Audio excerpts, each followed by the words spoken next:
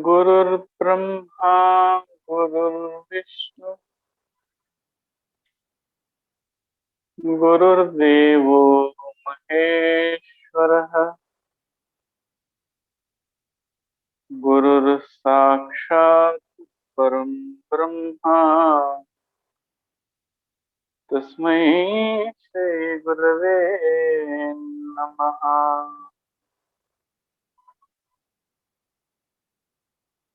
अखंडानंदरूपाय शिष्य संतापहारिणे पूर्णानंदबोधाय श्री सद्गुरुवे नमो नमः।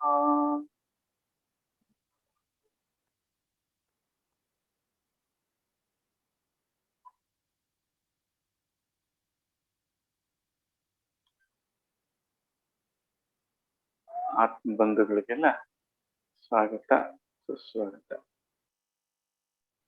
ಆನಂದಮಯ ಜೀವನಕ್ಕಾಗಿ ಧ್ಯಾನ ಅನ್ನೋ ಕಾರ್ಯಕ್ರಮ ನಡ್ಕೊಂಡ್ ಬರ್ತಾ ಇದೆ.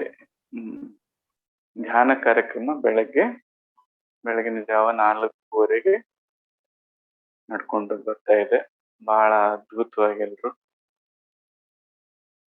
ಯಾವುದನ್ನ ಬ್ರಹ್ಮ ಅಂತ ಕರಿತೀವೋ, ನಿಶಬ್ದೋ ಬ್ರಹ್ಮಂ ಜತಿ,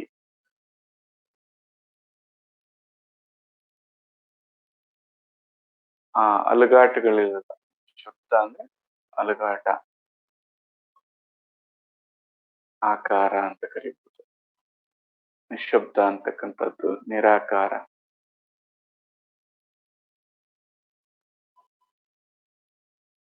ಅಸ್ತಿತ್ವ, ಎಕ್ಸಿಸ್ಟೆನ್ಸ್ ಅಂತ ಕರೀತಾರೆ. ಸೊ ಅದನ್ನ ಸಾಕಷ್ಟು ಜನ ತಮ್ಮ ಅನುಭವಕ್ಕೆ ತಗೊಂಡು ಹಾಗೆ ಅದರಲ್ಲಿ ಏನು ಆ ಏಕತೆಯನ್ನ ಸಾಕಷ್ಟು ಎಲ್ಲ ಧ್ಯಾನಸ್ಥರು ಅನುಭವಿಸ್ತಾ ಇದ್ದೀರಾ. ಒಟ್ಟೊಟ್ಟಿಗೆ ಇದನ್ನ ತಗೊಂಡು ಹೋಗ್ಬೇಕಾಗುತ್ತೆ. ಅನುಭವ ಮತ್ತೆ ವಿಚಾರ, ಆ ವಿಚಾರವನ್ನು ಮಂಥನ ಮಾಡಿಕೊಂಡು ಸ್ಥಿರಗೊಳಿಸ್ಕೋಬೇಕಾಗ್ತದೆ. ಇಲ್ಲ ಅಂದ್ರೆ ಯಾವುದನ್ನ ನಾವು ಬಯಸ್ತಾ ಇದ್ದೀವಿ, ಹುಡುಕ್ತಾ ಇದ್ದೀವಿ ಅಂತಕ್ಕಂಥ ಅದ್ರ ಪರಿಚಯನೇ ಇಲ್ಲದೆ ಸುಮ್ನೆ ಅದರ ಹುಡುಕಾಟ ಮಾಡ್ತಾನೆ ಇರ್ತೀವಿ. ಹಾಗಾಗಿ ಯಾವುದನ್ನ ನಿಜವಾಗ್ಲೂ ನಾವು ಬಯಸ್ತಾ ಇದ್ದೀವಿ, ಯಾವುದನ್ನ ಎಲ್ಲ ಅನುಭಾವಿಗಳು, ಜ್ಞಾನಿಗಳು, ಉಪನಿಷತ್ತುಗಳು, ಶ್ರುತಿ, ಸ್ಮೃತಿ ಇವುಗಳು ಹೇಳ್ತಾ ಇದೆಯೋ ಆ ಸತ್ವಸ್ತು ಅದನ್ನ ಒಂದು ಬಾರಿ ಇದೇ ಅದು ನಿಶ್ಚಯವಾಗಿ ಕಂಡುಕೊಂಡು ಅದರಲ್ಲಿ ನೆಲೆ ಆದ್ರೆ ಇನ್ನ ಅದಾದ್ಮೇಲೆ ಅದರ ಒಂದು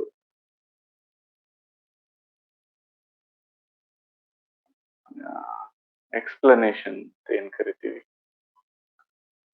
ಯಾವ ರೀತಿ ಮಾಡಿದಾಗ ಏನ್ ಮಾಡಿದ್ರು ಹೌದಲ್ಲ ಇದಕ್ಕೆ ನಿರ್ದೇಶಿಸ್ತಾ ಇದ್ದಾರೆ ಅಂತಕ್ಕಂಥದ್ದು ಒಬ್ಬ ಈ ಸಾಧಕನ ಒಂದು ತಿಳುವಳಿಕೆಗೆ ಬರುತ್ತೆ.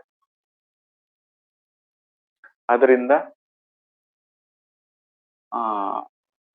ಸಮನ್ವಯ ಅಂತಕ್ಕಂಥದ್ದು ಬಹಳ ಮುಖ್ಯ ಅಂತ ಹೇಳ್ಕೊಂಡು ಹೋಗ್ತಾ ಇದ್ದೆ. ಮೊದಲೊಂದ್ಸಲಿ ಮಾತನಾಡ್ಬೇಕಾದ್ರೆ ಈ 4 ಯೋಗಗಳನ್ನ ಸಮನ್ವಯಿಸ್ಕೊಂಡು ಹೋಗ್ಬೇಕಾಗುತ್ತೆ. ಕರ್ಮಯೋಗ ಅಂತಕ್ಕಂಥದ್ದು ಆ ಪ್ರಣತೆ ಆದ್ರೆ ಭಕ್ತಿ ಜೀವಾಳ, ಅದು ಆ ಬತ್ತಿ ಇದ್ದಾಗೆ.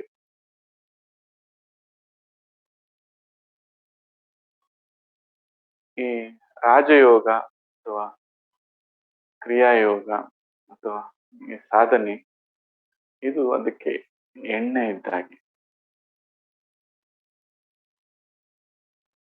ಸರಿಯಾದ ಒಂದು ವಿಚಾರ, ಸದ್ವಸ್ತುವಿನ ಚಿಂತನ ಮಂಥನ, ಸರಿಯಾದ ತಿಳುವಳಿಕೆ ಏನಿದೆ ಇದು, ಅದು ಜ್ಞಾನ ಬೆಂಕಿ, ಆ ಕಿಡಿ ಇದ್ದಾಗೆ.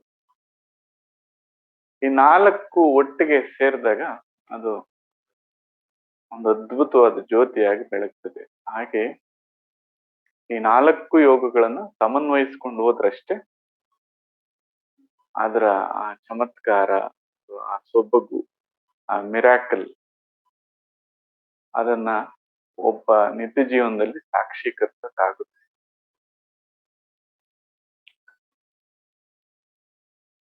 ಭಕ್ತಿ ಸದಾ ಇದ್ದೇ ಇದೆ. ಈ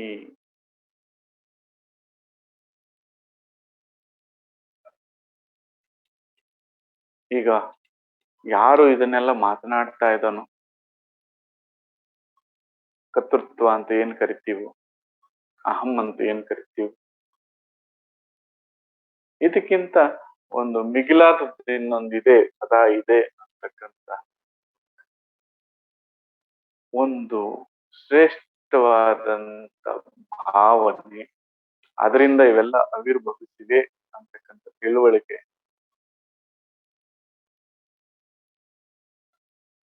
ಆ ತಿಳುವಳಿಕೆಯಿಂದ ಬರ್ತಕ್ಕಂಥ ನಿಜವಾದ ಸಮರ್ಪಣಾ ಭಾವಕ್ಕೆ ಆಗ ಭಕ್ತಿ ಅಂತ ಕರಿತೀವಿ. ಆ ಭಕ್ತನಿಗೆ ಎಷ್ಟು ಒಂದು ಸ್ಪಷ್ಟತೆ ಇರ್ತದೆ ಅಂದ್ರೆ, ಆವಿರ್ಭವಿಸಿರೋದು ಎಲ್ಲ ಅದರಿಂದನೇ ಅಂತಕ್ಕಂಥ ಒಂದು ಸ್ಪಷ್ಟತೆ ಚೆನ್ನಾಗಿ ಬಂದಿರುತ್ತೆ. ಆದ್ರಿಂದ ಭಕ್ತಿಯಲ್ಲಿ ಕೇವಲ ಅದು ಶರಣಾಗತಿ ಇದೆ, ಸಮರ್ಪಣೆ ಇದೆ ಬಿಟ್ರೆ ಅಲ್ಲಿ ಅಹಂಭಾವ ಇಲ್ಲ, ನಾನು ಅಂತಕ್ಕಂಥದ್ದಿಲ್ಲ. ಯಾಕೆಂದ್ರೆ ಆ ನಾನು ಅಂತಕ್ಕಂಥದ್ದು ಆವಿರ್ಭವಿಸಿರೋದೇ ಇದರಿಂದ, ಯಾವುದಿದೆಯೋ ಅದರಿಂದ ಇದು ಬಂದಿದೆ. ಅದರಿಂದ ಆ ಧನ್ಯತೆಯನ್ನ ಅರ್ಪಿಸುವಂತ ಒಂದು ಮಾರ್ಗ ಅಂತ, ಅಥವಾ ಅದೊಂದು ಭಾವ. ಆ ಧನ್ಯತೆಯನ್ನ ಅರ್ಪಿಸೋದು ಯಾರಿಗ ಅರ್ಪಿಸ್ತೀವಿ ಅನ್ನೋದು ಅಲ್ಲಿ ಮುಖ್ಯ ಅಲ್ವೇ ಅಲ್ಲ, ಅರ್ಪಿಸ್ಬೇಕಷ್ಟೆ, ಅದು ಏರ್ಪಡ್ಬೇಕಷ್ಟೆ. ಹಾಗಾಗಿ ಯಾವ ಶ್ರೇಷ್ಠ ಮಟ್ಟದ ಅವನು ಕರ್ಮಯೋಗಿ ಆಗಿರ್ಲಿ, ರಾಜಯೋಗಿ ಆಗಿರ್ಲಿ, ಜ್ಞಾನಯೋಗಿ ಆಗಿರ್ಲಿ, ಅಥವಾ ಭಕ್ತಿ ಯೋಗಿ ಆಗಿರ್ಲಿ, ಎಲ್ರಲ್ಲೂ ಆ ಭಕ್ತಿ ಅನ್ನೋದು ಇದ್ದೇ ಇದೆ. ಆರಾಧಕ ವಸ್ತು ಅದು ಬೇರೆ ಇರ್ಬೋದಷ್ಟೆ. ಇವನು ಯಾವುದೋ ಒಂದು ಬೇರೆ ವಸ್ತುವಲ್ಲಿ ಅದನ್ನ ಕಾಣ್ತಾ ಇದ್ದಾನೆ. ಉದಾಹರಣೆಗೆ ತಂದೆಯವರ ಫೋಟೋ ನೋಡಿದ್ರೆ ಅಲ್ಲಿ ಆ ತಂದೆ ನೆನಪಾಗ್ತದೆ, ಆದ್ರೆ ತಂದೆಗೆ ಸೇರಿದ ಯಾವ ಭಾಗನೂ ಅದರಲ್ಲಿ ಇಲ್ಲ. ಅಲ್ಲಿ ಏನು ಒಂದಷ್ಟು ಪೇಪರು, ಒಂದಷ್ಟು ಇಂಕು, ಆದ್ರೆ ಯಾವ ಭಾವನೆ ಏರ್ಪಡಿಸ್ತದದು? ಅದ್ಭುತವಾದಂತ ಅವ್ರ ತಂದೆಯನ್ನೇ ನೆನಪಿಸ್ತದೆ. ಹಾಗೆ ಆರಾಧಕ ವಸ್ತು ಯಾವುದಿಂದ ಬಂದಿದೆಯೋ ಅದನ್ನ ನೆನಪಿಸ್ತಾ ಇದೆ.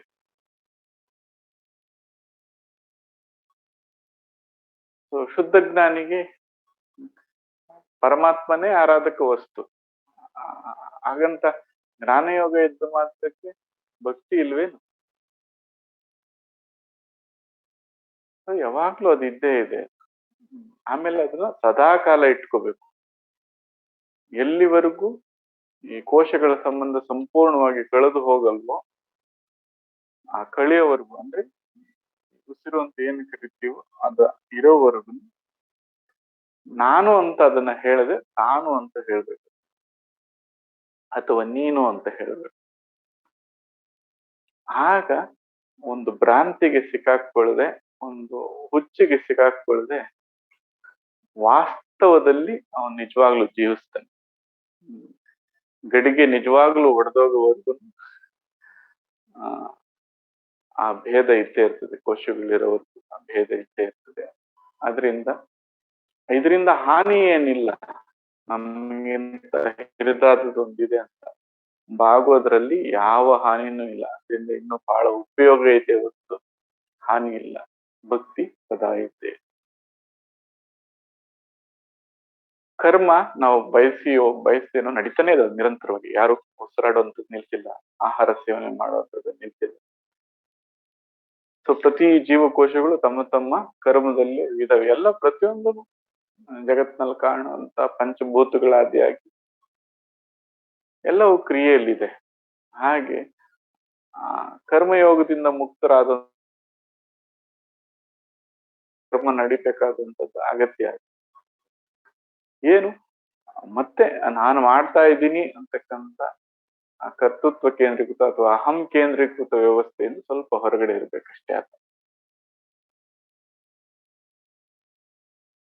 ಇಷ್ಟು ಅದ್ಭುತವಾದ ಸಲಕರಣೆಗಳಿದಾವೆ. ಈ ಸಲಕರಣೆಗಳನ್ನ ಹೇಗೆ ಬಳಸ್ಕೋಬೇಕು ಅಂತ ಈ 25 ತತ್ವಗಳೇನಿದಾವೆ ಅದರಲ್ಲಿ ಈ 25 ತತ್ವಗಳು ಹೇಗೆ, ಆ 25ನ್ನೂ ಬಳಸ್ಕೊಳ್ಳುವಂಥದ್ದು ಹೇಗೆ, ಅದನ್ನ ನಿತ್ಯ ಜೀವನದಲ್ಲಿ ಯಾವನ ಅದನ್ನ ಬಳಸ್ಕೊತಾ ಇದ್ದಾನೋ ಧರ್ಮ ಇತ್ತು ಹಾಗೆ. ಅಂದ್ರೆ ಪರರಿಗೆ ಹಾನಿ ಆಗದಾಗೆ ತನಗೆ ಹಾನಿ ಮಾಡ್ಕೊಳ್ದ ಹಾಗೆ ಬಳಸೋಂತ ಕಲ್ತಿರೋಂಥನು, ಪ್ರಯೋಗ ಮಾಡಕ್ ಕಲ್ತಿರೋಂಥನು ಸರಿಯಾದ ಇಷ್ಟು ದೊಡ್ಡ ಸಿರಿ ಸಂಪತ್ತನ್ನ ಬಳಸ್ಕೊಳ್ತಾ ಇರ್ತಕ್ಕಂಥವನೇ ಅವನೇ ನಿಜವಾದ ರಾಜಯೋಗಿ. ಯೋಗಿಗಳಲ್ಲಿ ರಾಜ ಆತ. ಬಳಸ್ಕೊಳಕ್ ಬರೆದಿದ್ದಂಥವನು ತಿರುಕನಾಗಿ ಹೀಗೆ ತಿರುಪೆ ಎತ್ತೋ ತರ ಬದುಕ್ತಾ ಇದ್ದಾನಷ್ಟೆ. ಇದು ಸರಿ ಇಲ್ಲ, ಅದು ಸರಿ ಇಲ್ಲ, ಗಾಡಿ ಓಡ್ಸಕ್ ಬರದೆ ಗಾಡಿನ ದೂರುವಂತ ವ್ಯಕ್ತಿಯಾಗಿದ್ದಾನೆ ಅಷ್ಟೆ.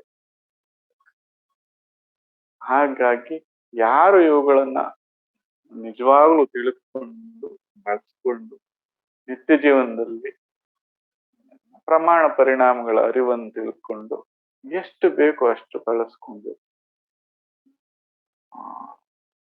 ಬರೀ ಬಾಯಿ ಮಾತಲ್ಲ, ಅದು ಬರೀ ಪದಗಳಲ್ಲ, ನಿತ್ಯ ಜೀವನದಲ್ಲಿ ಅನುಷ್ಠಾನ ಮಾಡ್ಕೊಳ್ತಕ್ಕಂಥವನು ಅವನು ನಿಜವಾದ ರಾಜಯೋಗಿ ಅಥವಾ ಸಾಧಕ ಅಥವಾ ಕ್ರಿಯಾಯೋಗಿ, ಏನಾದ್ರೂ ಕರ್ಕೊಳ್ಳಿ ಹೆಸರುಗಳು.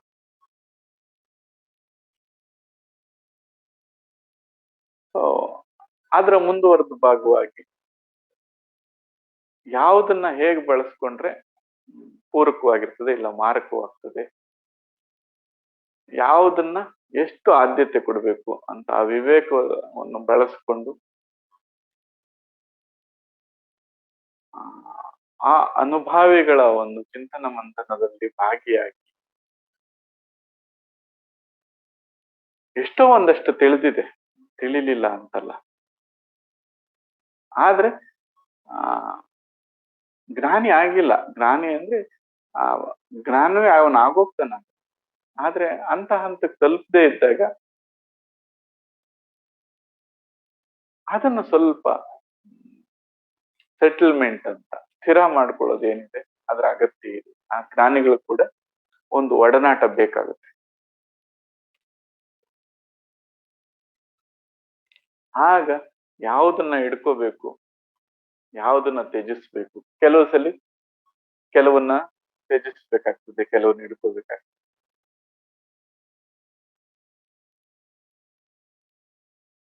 ಇನ್ನು ಕೆಲವು ಸಲ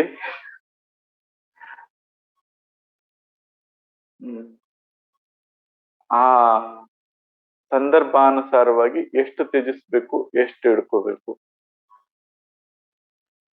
ವರ್ಜ್ಯ ಅಂತ ಕರಿತೀವಿ, ಮತ್ತೆ ಹಿಡ್ಕೊಳ್ಳುವಂಥದ್ದು. ಆದ್ರ ಸರಿಯಾದ ಒಂದು ಚಿಂತನ ಮಂಥನ ಅಂತ ಜ್ಞಾನಿಗಳ ಕೂಡೆ ಅಥವಾ ಮಾರ್ಗದರ್ಶಕರ ಕೂಡೆ ಮಾಡಿಕೊಂಡು ಬದುಕನ್ನ ಸುಂದರ ಮಾಡಿಕೊಂಡು ಕೊನೆಗೆ ಆ ಜ್ಞಾನವೇ ತಾನಾಗೋ ಕಡೆಗೆ ಇವನು ಪ್ರಯಾಣ ಸಾಗ್ಬೇಕು.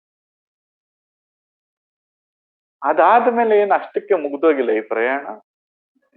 ಎಲ್ಲಿವರೆಗೂ ಹಂಸದ ಇದು ಒಂದು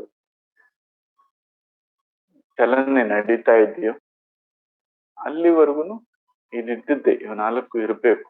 ಆದ್ರಿಂದ ಈ ಸಾಧನೆ ಎಲ್ಲಿವರೆಗಪ್ಪ ಮಾಡ್ತಾ ಇರ್ತಕ್ಕಂಥದ್ದು ಅಂದ್ರೆ, ಈಗ ಹೇಗೆ ಪ್ರಾಣವಾಯುವನ್ನ ಸೇವಿಸ್ತಾ ಇದ್ದೀವೋ, ಹೇಗೆ ಆಹಾರವನ್ನು ಸೇವಿಸ್ತೀವೋ, ಜೀವನದ ಕೊನೆ ಘಟ್ಟದವರೆಗೂ ಇದನ್ನ ಇಟ್ಕೋಬೇಕು ಅಂತ.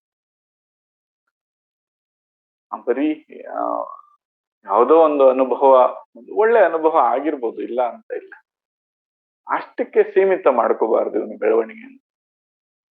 ನಿರಂತರವಾಗಿ ಇರ್ಬೇಕಿದು, ಕೊನೆ ಉಸಿರೋವರೆಗೂ. ಆದ್ರಿಂದ ಬರೀ ಜ್ಞಾನೋದಯ ಆಗೋವರೆಗೂ ಮಾತ್ರ ಅಲ್ಲ, ಅಥವಾ 45 ದಿನದ ಕಾರ್ಯಕ್ರಮ ಅಂತ ನಿರಂತರವಾಗಿ ಇದನ್ನ ಇಟ್ಕೊಂಡು ಹೋಗ್ಬೇಕು. ಅಂತ ಶ್ರೇಷ್ಠ ಅನುಭವಿಗಳ ಜೊತೆಯಲ್ಲಿ ಈ ಮಾರ್ಗಗಳನ್ನ ನೇರವಾಗಿ ತಿಳ್ಕೊಳ್ತಾ, ಅವುಗಳನ್ನ ಚಿಂತನ ಮಂಥನ ಮಾಡ್ಕೊಳ್ತಾ, ಅದನ್ನ ಸ್ಥಿರ ಮಾಡ್ಕೊಳ್ತಾ, ಜೊತೆಯಾಗಿ ನಮ್ಮ ನಿತ್ಯ ಕರ್ಮಗಳನ್ನ ನಮ್ಮ ಧರ್ಮಾನುಸಾರವಾಗಿ, ಧರ್ಮ ಅಂತ ಹೇಳ್ತಾ ಇದೀವಿ ಅದನ್ನ ಮತ್ತೆ ಧರ್ಮ ಅಂದ್ರೆ ಇನ್ನೇನೋ ಅಲ್ಲ. ಸದ್ಯಕ್ಕೆ ಈ ಮನುಷ್ಯ ಒಂದು ಜನ್ಮಕ್ಕಿರುವಂತ ಧರ್ಮ ಅಂದ್ರೆ ಪರರಿಗೆ ಹಾನಿ ಮಾಡದೆ ತನಗೆ ಹಾನಿ ಮಾಡ್ಕೊಳ್ದೆ ಕ್ರಿಯೆ ಮಾಡುವಂಥದ್ದೇ ಧರ್ಮ. ಅಂತ ಕರ್ಮಯೋಗವನ್ನು ಮಾಡ್ಕೊಳ್ತಾ, ತನಗಿಂತ ಅಥವಾ ಈ ತನ್ನ ಅಸ್ತಿತ್ವಕ್ಕೆ ಕಾರಣವಾಗಿರುವಂತ ಮತ್ತೊಂದು ತರ ಇದೆ ಅಂತ ಭಾವಿಸ್ತಾ, ಅದನ್ನ ನಾನು ಅಂತ ಕರೀದೆ, ತಾನು ಅಥವಾ ನೀನು ಅಂತ ಕರ್ಕೊಂಡು ಈ 4 ಯೋಗಗಳನ್ನ ಕೂಡಲಿಕ್ಕೆ ಸಹಾಯ ಆಗಿರುವಂತ ಮಾರ್ಗಗಳಿವೆ. ಯಾವುದು? ಭಕ್ತಿ, ಕರ್ಮ, ರಾಜಯೋಗ ಮತ್ತೆ ಜ್ಞಾನ. ಇಷ್ಟನ್ನು ಜೊತೆಯಾಗಿ ಇಟ್ಟುಕೊಂಡು ಒಬ್ಬನ ಪ್ರಯಾಣ ಸಾಗಿಸ್ಬೇಕು. ಆಗ ಅದಕ್ಕೆ ಒಂದು ಪರಿಪೂರ್ಣ ವ್ಯಕ್ತಿತ್ವ ಅಂತ ಕರಿತೀವಿ, ಕಂಪ್ಲೀಟ್ ಪರ್ಸನಾಲಿಟಿ ಆಗೋದಕ್ಕೆ ಸಾಧ್ಯ ಇದೆ. ಇಲ್ಲಿ ನಾವು ಯಾವುದೋ ಒಂದು ವಿಷಯದಲ್ಲಿ ಪರ್ಫೆಕ್ಟ್ ಆಗಕ್ಕೆ ಹೋಗ್ತಾ ಇಲ್ಲ. ಈ ಧ್ಯಾನವನ್ನ ಸರ್ವಾಂಗೀಣ ಬೆಳವಣಿಗೆಗೆ ಬಳಸ್ಕೊಳ್ಳೋದ್ರ ಕಡೆ ನಮ್ಮ ಗಮನ ಇರಬೇಕು. ಸೊ ಅಂತ ಕಾರ್ಯಕ್ಷೇತ್ರಗಳಾಗಿರುವಂತ ಸ್ಥೂಲ ಭೂಮಿಕೆ ಇದೆ, ಸೂಕ್ಷ್ಮ ಭೂಮಿಕೆ, ಕಾರಣ ಭೂಮಿಕೆ, ಹಾಗೆ ಸ್ಥೂಲ ಶರೀರ, ಸೂಕ್ಷ್ಮ ಶರೀರ, ಕಾರಣ ಶರೀರಗಳಿವೆ. ಯಾವ ಶರೀರದಲ್ಲಿ ಹೇಗೆ ಯಾವ್ಯಾವ ಬಳಸ್ಕೋಬೇಕು ಅಂತ ಹಂತವಾಗಿ ನಿಧಾನ ಕಲ್ತ್ಕೊಂಡು ಹೋಗ್ತಾ ಇದ್ದೀವಿ. ಇದನ್ನ ಹೀಗೆ ಮುಂದುವರಿಸೋಣ ಅಂತ ನಮಗೆಲ್ರು. ಅಲ್ಲಿ ಬರುವಂತ ಸಣ್ಣ ಪುಟ್ಟ ಪ್ರಶ್ನೆಗಳಿಗೆ ಪರಿಹಾರವನ್ನು ಕಂಡುಕೊಳ್ತಾ ಎಲ್ರಿಗೂ ಸಾಧ್ಯ ಇದೆ. ಯಾಕಪ್ಪ ಅಂದ್ರೆ ಆ ಸಾಧ್ಯ ಇರೋಂಥವ್ರು ನಮ್ಗೆ ಸಾಧ್ಯ ಮಾಡಿ ತೋರಿಸ್ಲಿಲ್ಲ ಅಷ್ಟೇ.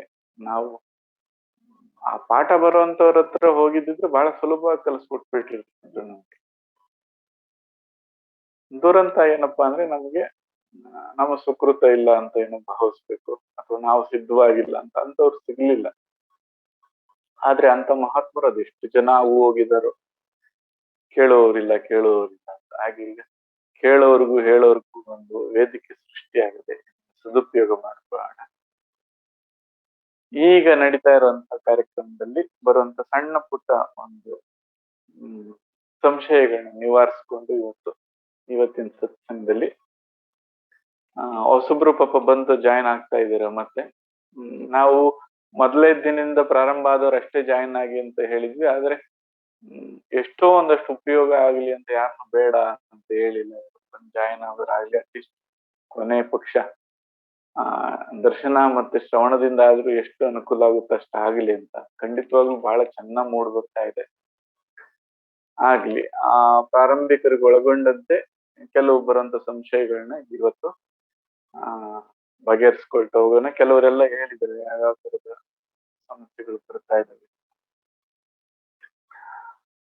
ಅವುಗಳ ಕಾರಣನ ತಿಳ್ಕೊಂಡು ಅವುಗಳನ್ನ ಬಗೆಹರಿಸ್ಕೊಳ್ತಾ ಹೋಗೋಣ ಅಂತ.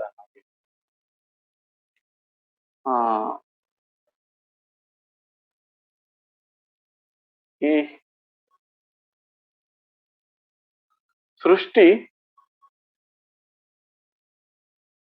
ಚಲನೆ ಶಬ್ದ ಅಂತಕ್ಕಂಥದ್ದು ಎಲ್ಲಿಂದ ಸೃಷ್ಟಿ ಆಯ್ತು ಅನ್ನೋಂತ ಒಂದು ಸಣ್ಣ ಸುಳಿವು ಸಿಕ್ಬಿಟ್ರೆ, ಅದು ಉದ್ಭವ ಆಗ್ತಾ ಇರೋದು ಹೇಗೆ ಅಂತ ಬಹಳ ಸ್ಪಷ್ಟವಾಗಿ ನೋಡೋದಕ್ಕೆ ಸಾಧ್ಯ ಆಗುತ್ತೆ. ಅದಕ್ಕೆ ಮೊದಲು ಬೇಕಾಗಿದ್ದು ನಮಗೆ ಆ ನೋಡುವಂತ ಸಾಮರ್ಥ್ಯ. ಅದಕ್ಕೆ ಆ ತಾಂತ್ರಿಕರು ತ್ರಾಟಕ ಅಂತ ಕರೀತಾರೆ. ಯಾವ ಸಾಧನೆನೂ ಆ ನೋಟ ಇಲ್ವೇ ಇಲ್ಲ. ಆ ನೋಟ ಬೇಕೇ ಬೇಕು. ನೋಟ ಇಲ್ಲದ ಯಾವ ಸಾಧನೆಯೂ ಇಲ್ಲ. ಗಮನವಿಲ್ಲದ ಯಾವ ಸಾಧನೆಯೂ ಇಲ್ಲ. ಗಮನ ಅಂತಕ್ಕಂಥದ್ದು ಬೇಕೇ ಬೇಕು. ಅದನ್ನ ನಾವು ಒಂದು ಆಸ್ತಿ ತರ ಅದನ್ನ ಜಾಗೃತ ಮಾಡಿಕೊಂಡು ವೃದ್ಧಿ ಮಾಡಿಕೊಂಡು ಸಾಣೆ ಹಿಡಿದು ಇಟ್ಕೋಬೇಕು ಅಂತ ಹೇಳ್ತಾರೆ. ಮತ್ತೊಂದು ಕೇವಲ ಸಾಕ್ಷಿಯಾಗಿರ್ತಕ್ಕಂಥದ್ದು ಇದ್ದರೆ ಅಷ್ಟೇ ಇದನ್ನ ತಿಳಿಸಕ್ಕಾಗುತ್ತೆ. ಇರ್ಬೇಕಾತ ಆ ಪ್ರಜ್ಞೆ ಅನ್ನೋದು ಜಾರ್ ಬಿಡ್ತು ಅಂದ್ರೆ, ಅಪ್ರಜ್ಞನಾಗ್ಬಿಟ್ಟ ಅಂದ್ರೆ ಆ ಅಜ್ಞಾನದಿಂದ ಪ್ರಭಾವಕ್ಕೊಳಗಾದ ಅಥವಾ ತಮಸ್ಸದಿಕ್ಕವಾಗಿ ಅದನ್ನ ನಿದ್ರೆ ಅಂತ ಕರಿತೀವಿ. ಆದ್ರೆ ಅಲ್ಲಿ ಒಂದು ಜಾಗರೂಕತೆ ಅಥವಾ ಸಾಕ್ಷಿತ್ವ ಅಂತಕ್ಕಂಥದ್ದು ಬೇಕಾಗುತ್ತೆ. ಆ ಸಾಕ್ಷಿತ್ವ ಸದಾ ಆ ಅವೇರ್ನೆಸ್ ಅಂತಕ್ಕಂಥದ್ದು, ವಿಟ್ನೆಸ್ ಅಂತಕ್ಕಂಥದ್ದು, ಆ ವಿಟ್ನೆಸ್ಸಿಂಗ್ ಎಬಿಲಿಟಿ ಅಂತ ಸಾಕ್ಷಿಯಾಗಿ ಉಳಿಯುವಂಥದ್ದು, ಅದನ್ನ ಸದಾ ಜಾಗರವಾಗಿ ಅಥವಾ ಅದನ್ನು ಒಂದು ಔನ್ನತ್ಯಕ್ಕೆ ಏರಿಸ್ಕೋಬೇಕು, ಅದನ್ನ ಶಾರ್ಪ್ ಮಾಡ್ಬೇಕು. ಮತ್ತೆ ಗ್ರಹಣ ಸಾಮರ್ಥ್ಯ.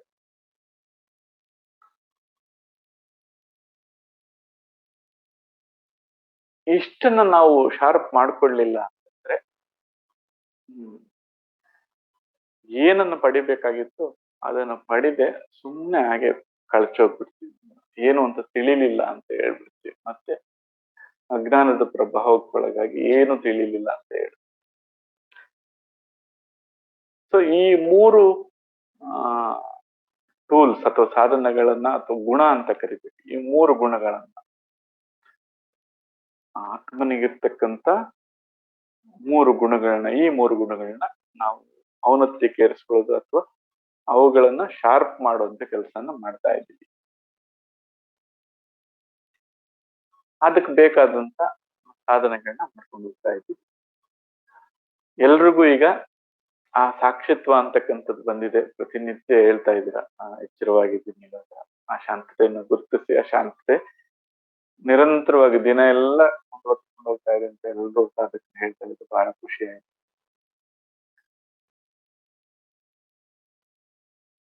ಅದನ್ನ ಗಮನಿಸ್ತಾ ಇದ್ದೀರಾ, ಆ ಗಮನ ಜಾಗೃತವಾಗಿದೆ. ಅದು ಸಿಟ್ಟು ಬರ್ತಾ ಇರ್ಬೋದು, ಆ ಸಿಟ್ಟು ಆಗ್ಬಾರ್ದು ಅಂತ ಮತ್ತೆ ವಿವೇಕ ಕೆಲಸ ಮಾಡ್ತಾ ಇರೋದನ್ನ ಗಮನಿಸ್ತಾ ಇದ್ದೀವಿ. ಗ್ರಹಣಶೀಲತೆನು ಹಿಂದೆಂದೂ ಇಲ್ದಂತ ಯಾವಾಗ್ಲೂ ಇದ್ದಂತ ಈ ಇಂದ್ರಿಯಗಳನ್ನೇ ಗ್ರಹಿಸಿರ್ಲಿಲ್ಲ. ನೀವು ಇದಾವೆ ಅನ್ನೋಂತ ಒಂದು ಆ ಸೂಕ್ಷ್ಮತೆಯನ್ನು ಮರೆತು ಆ ಗ್ರಹಣಶೀಲತೆ ಅನ್ನೋದು ಶೂನ್ಯವಾಗಿ ಹೋಗಿತ್ತು. ಇವೆಲ್ಲ ಇದಾವೆ ಅಂತ ಧನ್ಯತೆಯನ್ನು ಹೇಳ್ಕೊಂಡು ಆ ಗ್ರಹಣಶೀಲತೆಯನ್ನ ಹೆಚ್ಚು ಮಾಡ್ಕೋತಾ ಇದೆ.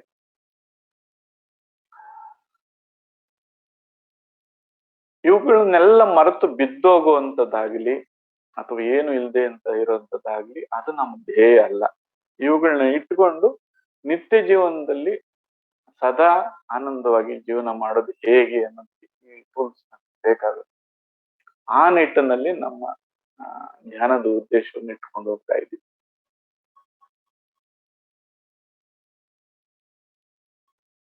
ಮಲ್ಟಿಪಲ್ ಡೈಮೆನ್ಷನ್ಸ್ ಆಫ್ ಲೈಫ್ಗೆ ಎಕ್ಸ್ಪೋಸ್ ಆಗುವಂಥದ್ದು ಇವಾಗ ಈ ಟೂಲ್ ಇಟ್ಕೊಂಡು. ಆಗ ಇವನು ಒಳ್ಳೆ ಡ್ರೈವರ್ ಆಗೋದಿಕ್ಕಾಗುತ್ತೆ. ಸರಿಯಾದ ರೀತಿಯಲ್ಲಿ ಎಲ್ಲ ಉಪಕರಣಗಳನ್ನು ಬಳಸ್ಕೊಂಡು ಜೀವಿಸೋದಕ್ಕಾಗುತ್ತೆ.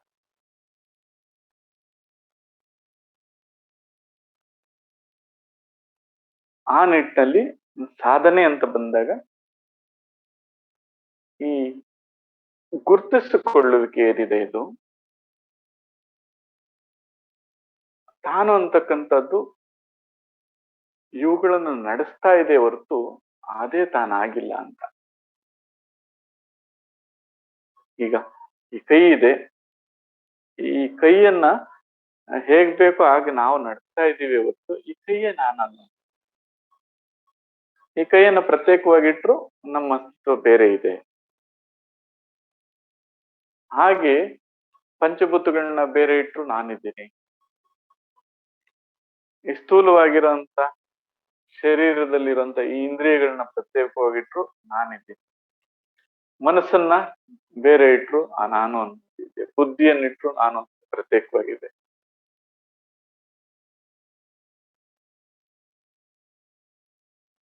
ಚಿತ್ತ ಹಾಗೆ ಕರ್ತೃತ್ವವಾಗಿರತಕ್ಕಂಥ ಈ ಅಹಂಕಾರ ಇವೆಲ್ಲವನ್ನು ಪ್ರತ್ಯೇಕವಾಗಿ ಇಟ್ರು ತಾನು ಪ್ರತ್ಯೇಕವಾಗಿದೆ. ಆವರಣಕ್ಕೊಳಗಾದಾಗ ಅದನ್ನ ಗುರುತಿಸೋಕ್ಕಾಗಲ್ಲ. ಅಂದ್ರೆ ಈಗ ಆ ಕನ್ನಡಕ ಹಾಕೊಂಡ್ರೆ ಆ ಕನ್ನಡಕದ ಬಣ್ಣ ಕಾಣಿಸುತ್ತೆ ಹೊರತು ನಾನೇನು ಅಂತಕ್ಕಂಥದ್ದು ಗ್ರಹಿಸಕ್ಕಾಗಲ್ಲ. ಸೊ ಕಣ್ಣು ಅಂತದ ಇದನ್ನ ಹಾಕೊಂಡಾಗ ದೃಶ್ಯ ಕಾಣಿಸ್ತದೆ ಹೊರತು ನಮಗೆ ತಾನೇನು ಅಂತ ಅದನ್ನ ಗ್ರಹಿಸಕ್ಕಾಗಲ್ಲ, ತಾನಾಗಿರಲ್ಲ, ಇದ್ರ ಪ್ರಭಾವ ಇರ್ತದೆ. ಕಿವಿಯಿಂದ ಗ್ರಹಿಸಿದಾಗ ಶಬ್ದ ಗ್ರಹಿಸ್ತೀವಿ ಹೊರತು ಆ ತಾನನ್ನ ಗ್ರಹಿಸಕ್ಕಾಗಲ್ಲ. ಹಾಗೆ ಮೂಗನ್ನು ಬಳಸಿದಾಗ ಆಘ್ರಾಣ ಗ್ರಹಿಸಿದ್ವಿ ಹೊರತು ತಾನಾಗ್ಲಿಲ್ಲ. ರುಚಿ, ಸ್ಪರ್ಶ. ಮನಸ್ಸು ಬಳಸಿದಾಗ ಚಿಂತನೆಗಳಾಗಿ ಕಾಣಿಸ್ತಾ ಇದೆ ಅದು ಪ್ರಪಂಚ. ಬುದ್ಧಿಯನ್ನು ಬಳಸಿದಾಗ ವಿಷಯಗಳು ಅಥವಾ ರೂಪಗಳಾಗಿ ಕಾಣಿಸ್ತಾ ಇದೆ. ಚಿತ್ತವನ್ನು ಬಳಸಿದಾಗ ಭಾವ ಆಗಿ ಕಾಣಿಸ್ತಾ ಇದೆ. ಅಹಂಕಾರವನ್ನು ಬಳಸಿದಾಗ ಅಖಂಡ ಆನಂದ ಆಕಾಶ ಲಕ್ಷಣಗಳಾಗಿ ಕಾಣಿಸ್ತಾ ಇದೆ. ಹಾಗಾದ್ರೆ ತನ್ನ ಸ್ವರೂಪ ಹೇಗಿದೆ ಅಂದ್ರೆ ಈ ಕನ್ನಡಕಗಳನ್ನ ಕಳಚ ಹಾಕದಾಗ ಹೇಗಿದೆಯೋ ಆಗಿದೆ.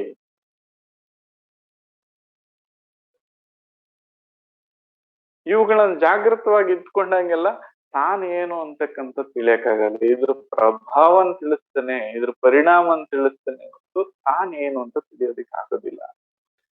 ಆದ್ರಿಂದ ನಾವು ಮೊದಲು ಮಾಡಿದ ಕ್ರಿಯೆ ಇವುಗಳಿಂದ ತಾನು ಪ್ರತ್ಯೇಕವಾಗಿದ್ದೀನಿ ಅಂತ ಗುರುತಿಸ್ಕೊಳ್ಳುವಂಥದ್ದು, ಮತ್ತೆ ಅದನ್ನ ಸ್ವಲ್ಪ ಅನುಭವದಲ್ಲಿ ಸ್ಥಿರ ಮಾಡ್ಕೊಳ್ಳುವಂಥದ್ದು. ಇನ್ನು ಬೇರೆ ಬೆಳಕಿರೋದು ಸತ್ಯ. ಆ ಬೆಳಕಿಗೆ ಕೆಂಪು ಕನ್ನಡಕ ಇಟ್ಟಾಗ ಅದು ಕೆಂಪಾಗಿ ಕಾಣಿಸುತ್ತೆ. ಪರಿಚಯ ಆಗ್ಬೇಕಲ್ಲ, ಈಗ ಕೆಂಪೆ ಸತ್ಯ ಅಲ್ಲ, ಸತ್ಯ ಯಾವ್ದಿದೆ?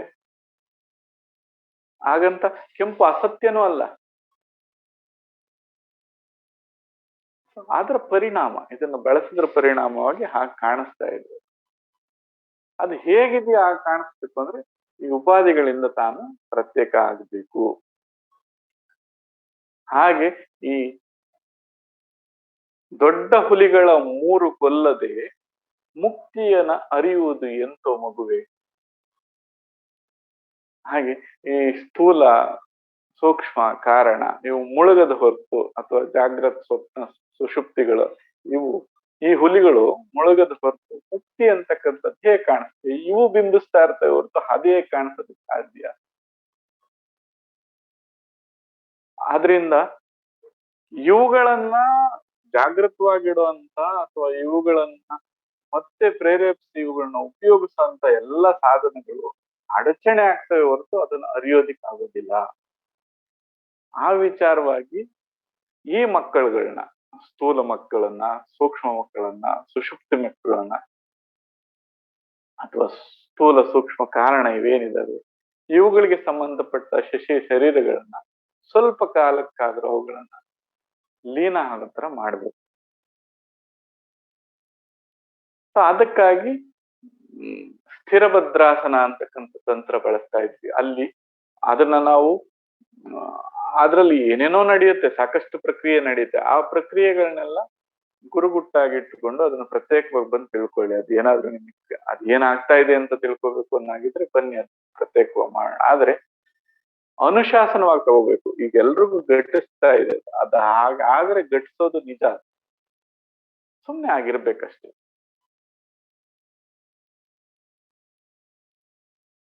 ಆದ ತಕ್ಷಣನೇ ಈ ಅಂತಃಕರಣಗಳ ಆಂದೋಲನಗಳೆಲ್ಲ ತಂಪಾಡಿಗೆ ತಾವು. ಇಲ್ಲಿ ಏನ್ ಮಾಡ್ತಾ ಇದೀವಪ್ಪ ಅಂದ್ರೆ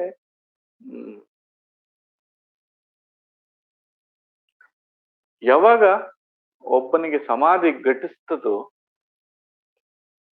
ಆ ಘಟಿಸಿದಾಗ ಆದಂತ ಶಾರೀರಿಕ ಅಂದ್ರೆ ಬರೀ ಈ ಶರೀರ ಅಲ್ಲ, ಕೋಶ, ಅನ್ನಮಯ, ಪ್ರಾಣಮಯ, ಮನಮಯ, ವಿಜ್ಞಾನಮಯದಲ್ಲಿ ಆಗುವಂತ ಆ ಬದಲಾವಣೆಗಳೇನಿದೆ ಆ ಬದಲಾವಣೆಗಳ ಸಂಜ್ಞೆಯನ್ನ ಅಥವಾ ಅವು ಹೇಗೆ ಬದಲಾದವು ಅಂತಕ್ಕಂತ ಒಂದು ತಂತ್ರವನ್ನ ಅದರಿಂದ ತಗೊಂಡು ಅದನ್ನ ನ್ಯೂಟನ್ನ 3ನೇ ನಿಯಮದ ಪ್ರಕಾರ ಉಲ್ಟಾ ಮಾಡ್ಲಿಕ್ಕೆ ಪ್ರಯತ್ನ ಮಾಡುವಂಥದ್ದು. ಆ ಘಟಿಸಿದ್ರೆ ಬಹಳ ಸಂತೋಷ. ಆದ್ರೆ ಜೀವನದಲ್ಲಿ ನಾವು 4 ತರ ಜೀವಿಗಳಿದ್ದೀವಿ, ಬೇರೆ ಬೇರೆ ಹಂತದಲ್ಲಿದ್ದೀವಿ. ಕೆಲವರು ಸಿದ್ಧ ಪುರುಷರಿದ್ದಾರೆ, ಅಂದ್ರೆ ಎಲ್ಲವೂ ಸಿದ್ಧರಾಗಿ ಬಂದಿದ್ದಾರೆ ಅಂತ ಜೀವಿಗಳು. ಏನು ಬೇಕಿಲ್ಲ, ಅವನ್ ಸಣ್ಣ ಪುಟ್ತಾನೆ ಆಗಿದ್ದಾರೆ ಅವರು. ಆ ಒಂದು ಆ ಸಮಯ ಬಂದಾಗ ಸಾಕು, ಎಲ್ಲವೂ ಅವರಿಗೆ ತೆರೆದುಕೊಳ್ತದೆ. ಸಾಧಕರು ಅಂತ ಏನಾದ್ರೂ ಮೆಥಡ್ಸ್ ಕೊಟ್ರೆ ಅದನ್ನ ಸಿದ್ಧಿಸ್ಕೊಳ್ತಾರೆ.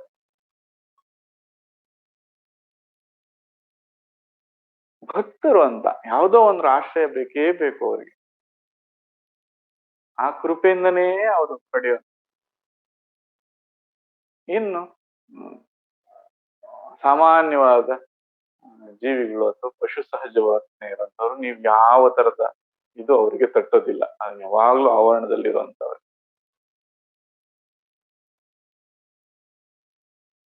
ಈ 4 ಕೆಟಗರಿನ ಮಿಕ್ಸ್ ಮಾಡ್ಕೊಂಡ್ಬಿಟ್ಟಿರ್ತೀವಿ ನಾವು, ಎಲ್ಲರಿಗೂ ಒಂದೇ ತರ ಅಂತ ಆಗೋದಿಲ್ಲ. ಯಾರ್ಯಾರಿಗೆ ಯಾವ್ಯಾವ ತರ ಬೇಕೋ ಇದನ್ನ ಆ ನಿಜವಾದಂತ ಅರ್ಥ ಇರುವಂತವನು ಆ ಕ್ಷಣಕ್ಕೆ ಏನು ಬೇಕೋ ಅದನ್ನ ಮಾಡಿ ಕೊಡ್ತಾನೆ. ಓ ಇದು ಒಗ್ಗುತ್ತೆ, ಇದು ಒಗ್ಗುತ್ತೆ ಅಂತ ಅನುಭವಗಳು ಸಿಕ್ಕಿದಾಗ ಅನುಶಾಸನ ಅಷ್ಟೇ. ಅವ್ರು ಏನ್ ಹೇಳ್ತಾರೋ ಅದನ್ನ ಫಾಲೋ ಮಾಡ್ಕೊಂಡು ಹೋಗೋದು,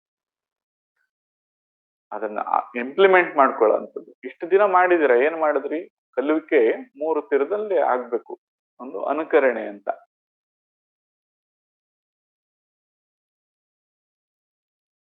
ಒಂದು 4 ವರ್ಷ ಅವರನ್ನು ನೋಡಿ ಹೇಗಿದ್ದಾರೆ ಅಂತ. ನಿಮಗೆ ಅವರ ನಡವಳಿಕೆ ಇದೆಲ್ಲಾನು ಒಪ್ಪಿಗೆ ಆಯ್ತು ಅಂದ್ರೆ ಆಗ ಹೌದಪ್ಪ, ಇಷ್ಟು ದಿನ ಅನುಸರಿಸಿ ನೋಡಿದ್ವಿ, ಸರಿ ಇದೆ, ಇನ್ನು ಹೆಚ್ಚಿನ ರೀತಿಯಲ್ಲಿ ಅದನ್ನ ಪರೀಕ್ಷೆ ಮಾಡುವಂಥದ್ದು ಬೇಡ. ಏನಿದೆಯೋ ಅವ್ರು ಹೇಗಿದ್ದಾರೋ ಅದನ್ನ ಅನುಕರಣೆ ಮಾಡೋಣ.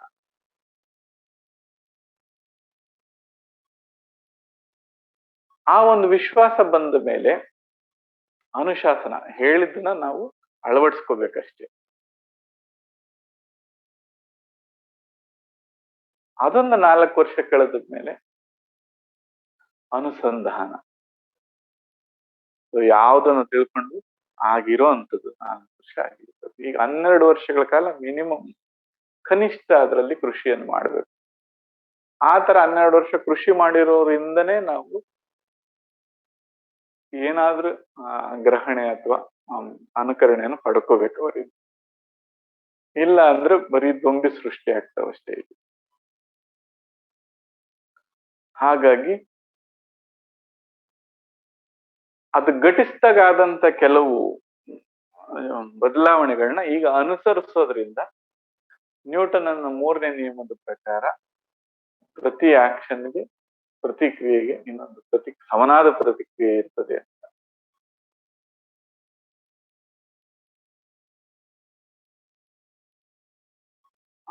ಅದು ಸಾಕಷ್ಟು ಜನರಿಗೆ ಅದು ಒಂದು ಫಲಿತಾಂಶ ಕೊಡ್ತದೆ. ಹಾಗಾಗಿ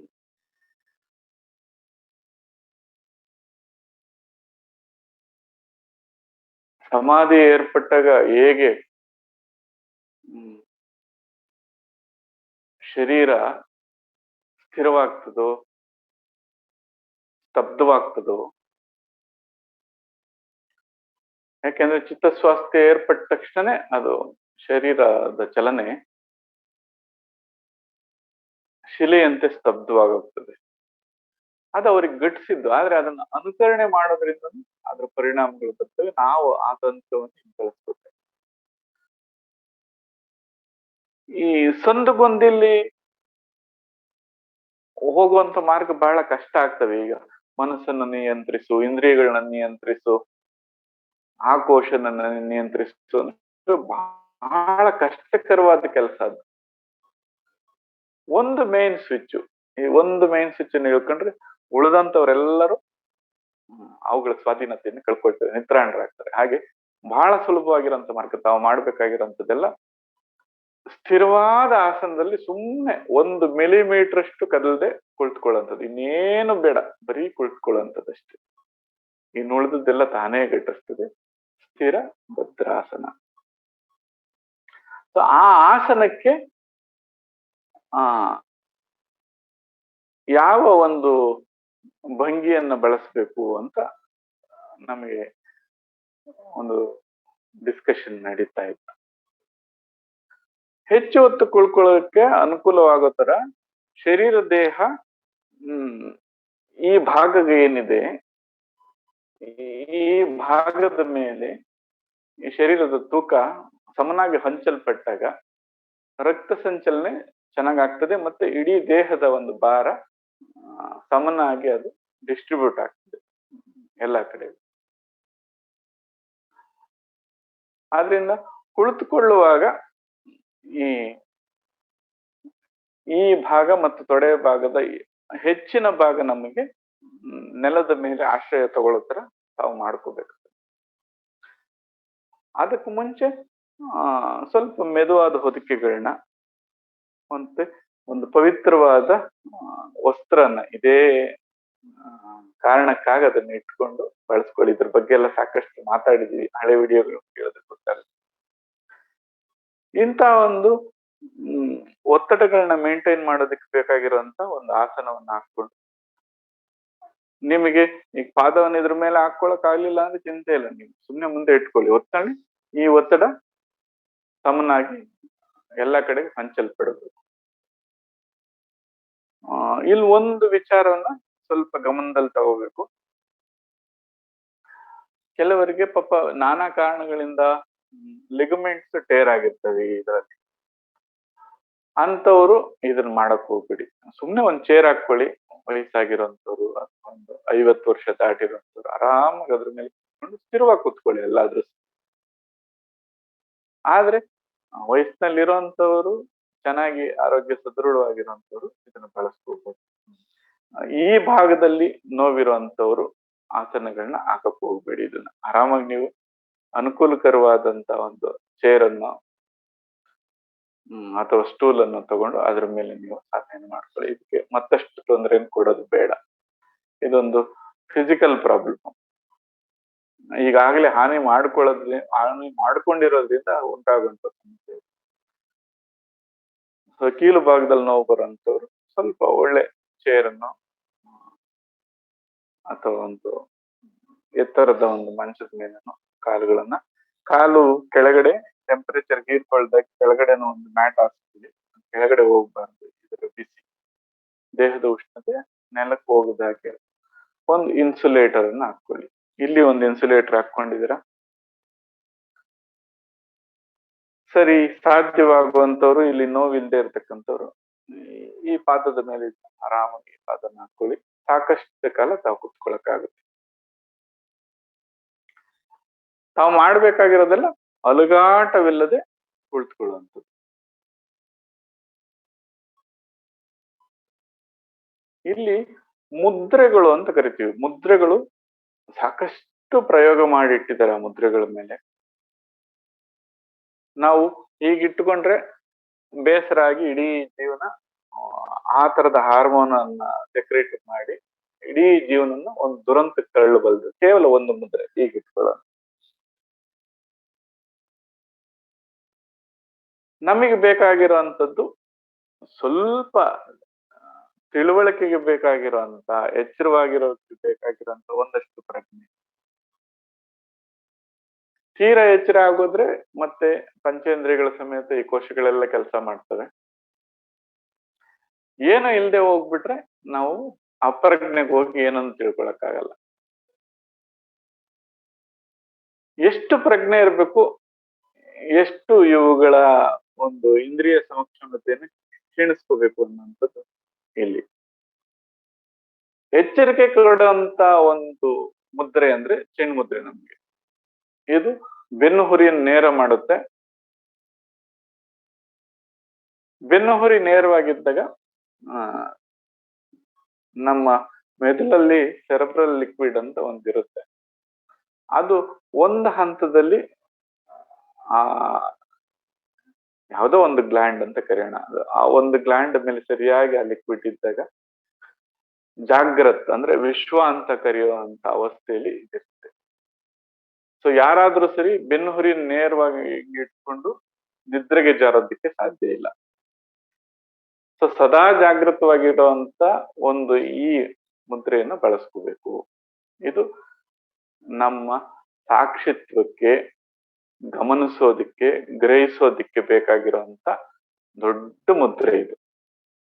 ಸರಿ, ಇವುಗಳು ಅತಿಯಾಗಿ ಕಾಡ್ತಾ ಇದೆ ನನಗೆ ಚಿಂತನೆಗಳಾಗಿ, ಯಾಕಂದ್ರೆ ಇಂದ್ರಿಯಗಳು ಕೆಲಸ ಮಾಡಕ್ ಶುರು ಮಾಡುದು, ಮನಸ್ಸು ಬುದ್ಧಿ ಇವೆಲ್ಲ ಕೆಲಸ ಮಾಡಿ ಅತಿಯಾಗಿ ತೊಂದರೆ ಆಗ್ತಾ ಇದೆ ಅಂದ್ರೆ ಧ್ಯಾನ ಮುದ್ರೆ ಅಂತ ಏನ್ ಹೇಳ್ತೀವಿ, ಈ ಎಡಗೈ ಮೇಲೆ ಬಲಗೈಯನ್ನ ಹಾಕು.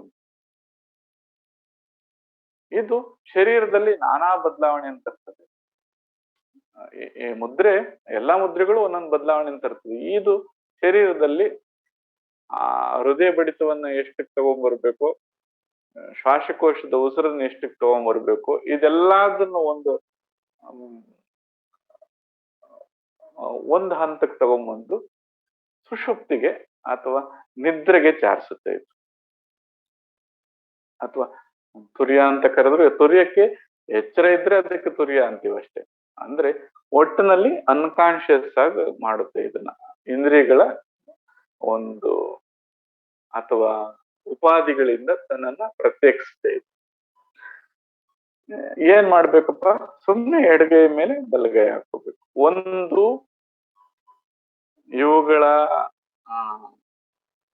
ಪ್ರಭಾವ ಅಥವಾ ಆವರಣವನ್ನ ಕಡಿಮೆ ಮಾಡುತ್ತೆ. ಯಾವ್ದಿದು ಆವರಣದಿಂದ ಬಿಡಿಸುತ್ತೆ, ಪ್ರತ್ಯೇಕಗೊಳಿಸ್ತದೆ ಈ ಒಂದು ಮುದ್ರೆ. ಇದು ಜಾಗೃತ ಅವಸ್ಥೆಗೆ ತರುತ್ತೆ.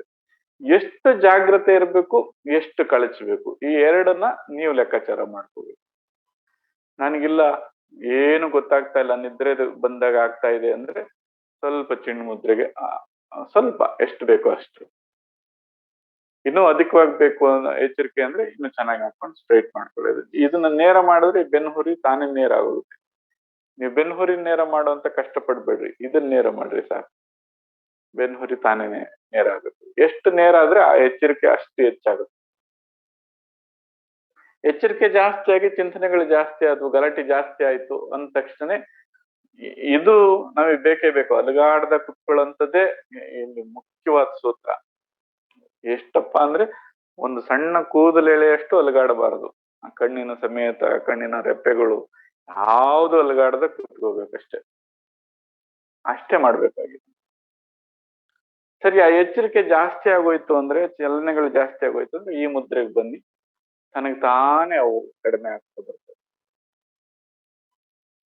ನನಗೇನು ಗೊತ್ತಾಗ್ತಾ ಇಲ್ಲ, ಬಿದ್ದೋಗ್ಬಿಡ್ತೀನಿ ಅಂದ್ರೆ ಮತ್ತೆ ವಾಪಸ್ ಬನ್ನಿ. ಅರ್ಧ ಬೇಕಾದ್ರೂ ಮಾಡ್ಕೋಬಹುದು. ಒಂದು ಎಡಗೈಯನ್ನ ಪಾದದ ಮೇಲೆ ಇಟ್ಕೊಂಡು ಇನ್ನೊಂದು ಈ ತರ ಕೈ ನಿಟ್ಕೊಂಡ್ರೆ, ಒಂದು ಎಲ್ಲದರಿಂದ ಬಿಡಿಸೋದಿಕ್ ಪ್ರಯತ್ನ ಮಾಡುತ್ತೆ, ಒಂದು ಎಚ್ಚರವಾಗಿರೋದಕ್ಕೆ ಪ್ರಯತ್ನ ಮಾಡುತ್ತೆ. ಅದರಿಂದ ಮುದ್ರೆಗಳ ಪ್ರಮಾಣ ಪರಿಣಾಮಗಳ ಅರಿವಿಲ್ಲದೆ ದಯಮಾಡಿ ಅವು ಯಾವ ಮುದ್ರೆಯನ್ನು ಬಳಸ್ಬೇಕು. ಒಂದು ಕೈ ಈಗ ಹೇಳದಲ್ಲ, ಈಗ ಇಟ್ಕೊಂಡ್ರೆ ಇಡೀ ಜೀವನ ಹಾಳು ಮಾಡೋದಕ್ಕೆ ಸಾಧ್ಯ ಇದೆ. ಹೇಗಂದ್ರೆ ಹಾಗೆ ಬಳಸಬಾರ್ದು. ಈ ಪರ್ಟಿಕ್ಯುಲರ್ಲಿ ಈ ಭಾಗವನ್ನ, ಬೆರಳು ಮತ್ತೆ ಅಂಗೈ ಭಾಗಗಳು ವಿವಿಧವನ್ನು ಸಾಧನೆ ಮಾಡುವಾಗಲಿ ನಿತ್ಯ ಜೀವನದಲ್ಲಾಗಲಿ ಹೇಗೆ ಇಟ್ಕೋಬೇಕು ಅನ್ನೋದು ಗೊತ್ತಿರ್ಬೇಕು ಇವನ್ನ. ಇಲ್ಲಾಂದ್ರೆ ಇಡೀ ಬದುಕು ದುರಂತ ಆಗೋದು ಅಂತ ನಿಶ್ಚಿತ. ಒಂದೊಂದಾಗಿ ತಿಳ್ಕೊಳ್ತಾ ಹೋಗೋಣ. ಈಗ ಈ ಎರಡು ಮುದ್ರೆಗಳನ್ನು ಮಾತ್ರ ಸಾಧನೆಯಲ್ಲಿ ಅಳವಡಿಸ್ಕೊಳ್ಬೇಕು.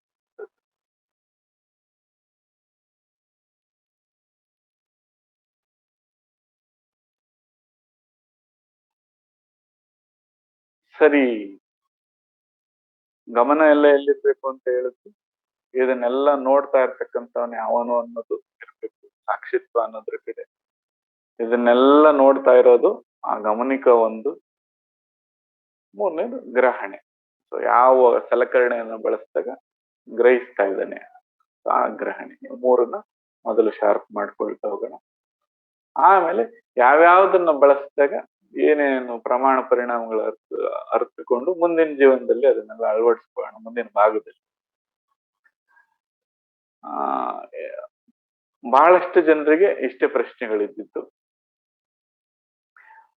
ಇದಕ್ಕೆ ಸಂಬಂಧಪಟ್ಟಾಗೆ ಏನಾದ್ರು ಮತ್ತು ಪ್ರಶ್ನೆಗಳಿದ್ರೆ ಪ್ರಶ್ನೆಗಳನ್ನ ಕೇಳ್ಬೋದು. ಬೇರೆ ಪ್ರಶ್ನೆಗಳನ್ನು ಮುಂದೆ ತಗೋಣ. ಆದ್ರೆ ಈಗ ಮಾಡ್ತಾ ಇರೋಂತ ಸಾಧನೆಗೆ ಸಂಬಂಧಪಟ್ಟ ಹಾಗೆ ಮತ್ತೆ ಈಗ ಹೇಳದಂತ ಈ ಆಸನಗಳು ಮತ್ತೆ ಮುದ್ರೆಗಳು ಅಥವಾ ಕೊಡ್ತಾ ಇರ್ತಕ್ಕಂಥ ಇನ್ಸ್ಟ್ರಕ್ಷನ್ಸ್ ಫಾಲೋ ಮಾಡೋದ್ರಲ್ಲಿ ಏನಾದ್ರು ಸಮಸ್ಯೆ ಇರುತ್ತೆ ಅದನ್ನ ಡಿಸ್ಕಸ್ ಮಾಡಿ. ಚೆನ್ನಾಗಿತ್ತು ಅಂತ ಹೇಳಿದ್ರೆ ಅದು ಚೆನ್ನಾಗಿತ್ತು ಅಂತಾನು ಹೇಳಿ, ಸರಿನಾ? ಅಪರೂಪಕ್ಕೆ ಇದೊಂದು ಘಟಿಸ್ತಾ ಇದೆ, ಇದನ್ನ ಸರಿಯಾದ ರೀತಿಯಲ್ಲಿ ಗ್ರಹಿಸಿ ಬಳಸ್ಕೊಬಿಡ್ಬೇಕಷ್ಟೆ. ಮತ್ತೆ ಈ ದೀಪ ಆರಿದ ಮೇಲೆ, ಉರಿಯುವಂತ ದೀಪ ಒಂದ್ ಆರಿದ ಮೇಲೆ ದಿಕ್ಕು ಯಾರಿರ್ತಾರೆ? ಹಾಗೆ ಆ ಉರಿಯುವಂತ ದೀಪ ಇನ್ನೆಷ್ಟು ದೀಪಗಳನ್ನ ಬೇಕಾದ್ರೂ ಹಚ್ಕೋಬಹುದು. ದೀಪ ಆರಿದ ಬಳಿಕ ದಿಕ್ಕಿ ಆರಿರುವುದು ಋಣ ತೀರೋಗ್ತದೆ. ಏನೋ ಋಣ ಅನುಬಂಧ ರೂಪೇಣ, ಯಾವ್ದೋ ಒಂದು ಅನುಬಂಧ ಇಟ್ಕೊಂಡು ಋಣ ಬಂದಿದೆ, ಈಗ ಅದನ್ನ ಬಳಸ್ಕೋಬೇಕಷ್ಟೆ ಸರಿಯಾದ ರೀತಿ. ಮತ್ತೆ ಪಕ್ಕದಲ್ಲೇ ಪ್ರಣತೆ ಇದ್ರು ತನಗೆ ತಾನು ಇನ್ನೊಂದು ಪ್ರಣತೆನ ಹಚ್ಕೊಳ್ಳಿಲ್ಲ ಅಂದ್ರೆ ಇದ್ರಂತ ದುರಂತ ಇನ್ನೊಂದಿಲ್ಲ. ಮಧ್ಯದಲ್ಲಿ ಮೂಡು ಬರ್ತಕ್ಕಂಥ ಈ ಅಹಂಕಾರವನ್ನ, ನಾನೇ ಅಂತಕ್ಕಂಥ ಭಾವನ ತೊಡೆದಾಕಿ ಎಲ್ಲ ಏಕವಾಗಿದೆ, ನಾನೇ ಆಗಿದೆ, ಈ ಭಾವನ ಸದಾ ಸ್ಥಿರ ಮಾಡ್ಕೊಂಡು ಜೊತೆಯಾಗಿ ಮುಂದುವರಿಯೋಣ. ಇನ್ನು ಏನಾದ್ರೂ ಸಂಶಯಗಳಿದ್ರೆ ದಯಮಾಡಿ ಆ ಪ್ರಶ್ನೆಗಳನ್ನ ಕೇಳ್ತಾ ಹೋಗಿ, ಮತ್ತೆ ತಮ್ಮ ಒಳ್ಳೆ ಅನುಭವಗಳನ್ನ ಹಂಚ್ಕೊಳ್ತಾ ಹೋಗಿ. ಇನ್ನೊಬ್ರು ಪ್ರೇರಣೆ ಆಗುತ್ತೆ. ಈಗ ನಿಧಾನವಾಗಿ ಹಂತ ಹಂತವಾಗಿ ಪ್ರತಿಯೊಂದನ್ನ ಕಲಿತಾ ಹೋಗೋಣ, ಯಾವ ಆತರನು ಬೇಡ ಇಲ್ಲಿ. ಆಮೇಲೆ ಶ್ರೇಷ್ಠವಾಗಿರೋಂತ ಒಂದನ್ನ ಕಲಿತ್ರೆ ಇನ್ನೆಲ್ಲ ಕಲಿಯೋದಕ್ಕೆ ಬಹಳ ಸುಲಭ ಆಗುತ್ತೆ. ಅಂತದ್ರ ಕಡೆ ತಗೊಂಡು ಹೋಗ್ತಾ ಇದ್ದೀವಿ. ಸುಮ್ಮನೆ ಅದನ್ನ ಅನುಷ್ಠಾನ ಮಾಡ್ಕೊಂಡು ಹೋಗ್ಬೇಕಷ್ಟೇ ಜೀವನದಲ್ಲಿ. ಅದ್ರ ರಿಸಲ್ಟ್ಸ್ ಎಲ್ಲ ನೋಡ್ತಾ ಇದ್ದೀರಾ. ಹಾಗೆ ಸಾಧ್ಯ ಇಲ್ಲ ಅಂತಕ್ಕಂಥದ್ದು ಖಂಡಿತವಾಗೂ ಎಲ್ರಿಗೂ ಸಾಧ್ಯ ಆಗುತ್ತೆ. ಆ ಸಾಧ್ಯ ಇರ್ತಕ್ಕಂಥದ್ದು ಪ್ರಯತ್ನ ಮಾಡಿಲ್ಲ ಅಷ್ಟೇ ಆ ನಿಟ್ಟಿನಲ್ಲಿ. ಆ ಪ್ರಯತ್ನ ಇರ್ಲಿ ಅಂತ ಕೇಳ್ಕೊಳ್ತಾ, ತಮ್ಮ ಅನಿಸಿಕೆಯನ್ನ ಅನುಭವವನ್ನ ಹಂಚ್ಕೊಳ್ಳಿ, ಬೇರೆಯವ್ರಿಗೆ ಅನುಕೂಲ ಆಗುತ್ತೆ, ಅವ್ರಿಗೂ ಪ್ರೇರಣೆ ಆಗುತ್ತೆ. ಮತ್ತೆ ಏನಾದ್ರು ಸಂಶಯಗಳಿದ್ರೆ ಅದನ್ನು ಮಾತನಾಡ್ತಾ ಹೋಗೋಣ. ಆಯ್ತು, ಸಂತೋಷ. ಬದಲಾವಣೆಗಳು ಏನಾಯ್ತು ಈಗ ಇಷ್ಟು ದಿನದಲ್ಲಿ? ಬರೀ ಒಳ್ಳೆಯ ಬದಲಾವಣೆಗಳನ್ನ ಅಷ್ಟೇ ನೋಡ್ಕೊಂಡು ಹೋಗಿ, ಆಗ್ಲೇ ಜೀವನ ಚೆನ್ನಾಗಾಗುತ್ತೆ. ಇಲ್ಲ ಅಂದ್ರೆ ಅದೊಂದು ವ್ಯಸನ ಆಗೋಗುತ್ತೆ. ಅದು ಸರಿ ಇಲ್ಲ, ಇದು ಸರಿ ಇಲ್ಲ, ಅದು ಬೇಕು. ಈಗ ಏನು ಪಡೆದಿದ್ದೀವೋ ಅಂಥದ್ದನ್ನೇ ಸ್ವಲ್ಪ ಮಧ್ಯದಲ್ಲಿ ಇಟ್ಕೊಂಡು ಅದನ್ನ ಮಾತಾಡ್ತಾ ಹೋಗಿ, ಬೇರೆಯವ್ರಿಗೂ ಅದು ಸ್ವಲ್ಪ ಪ್ರೇರಣೆ ಆಗುತ್ತೆ. ಆಗ್ಲಿಪ್ಪ. ಈಗ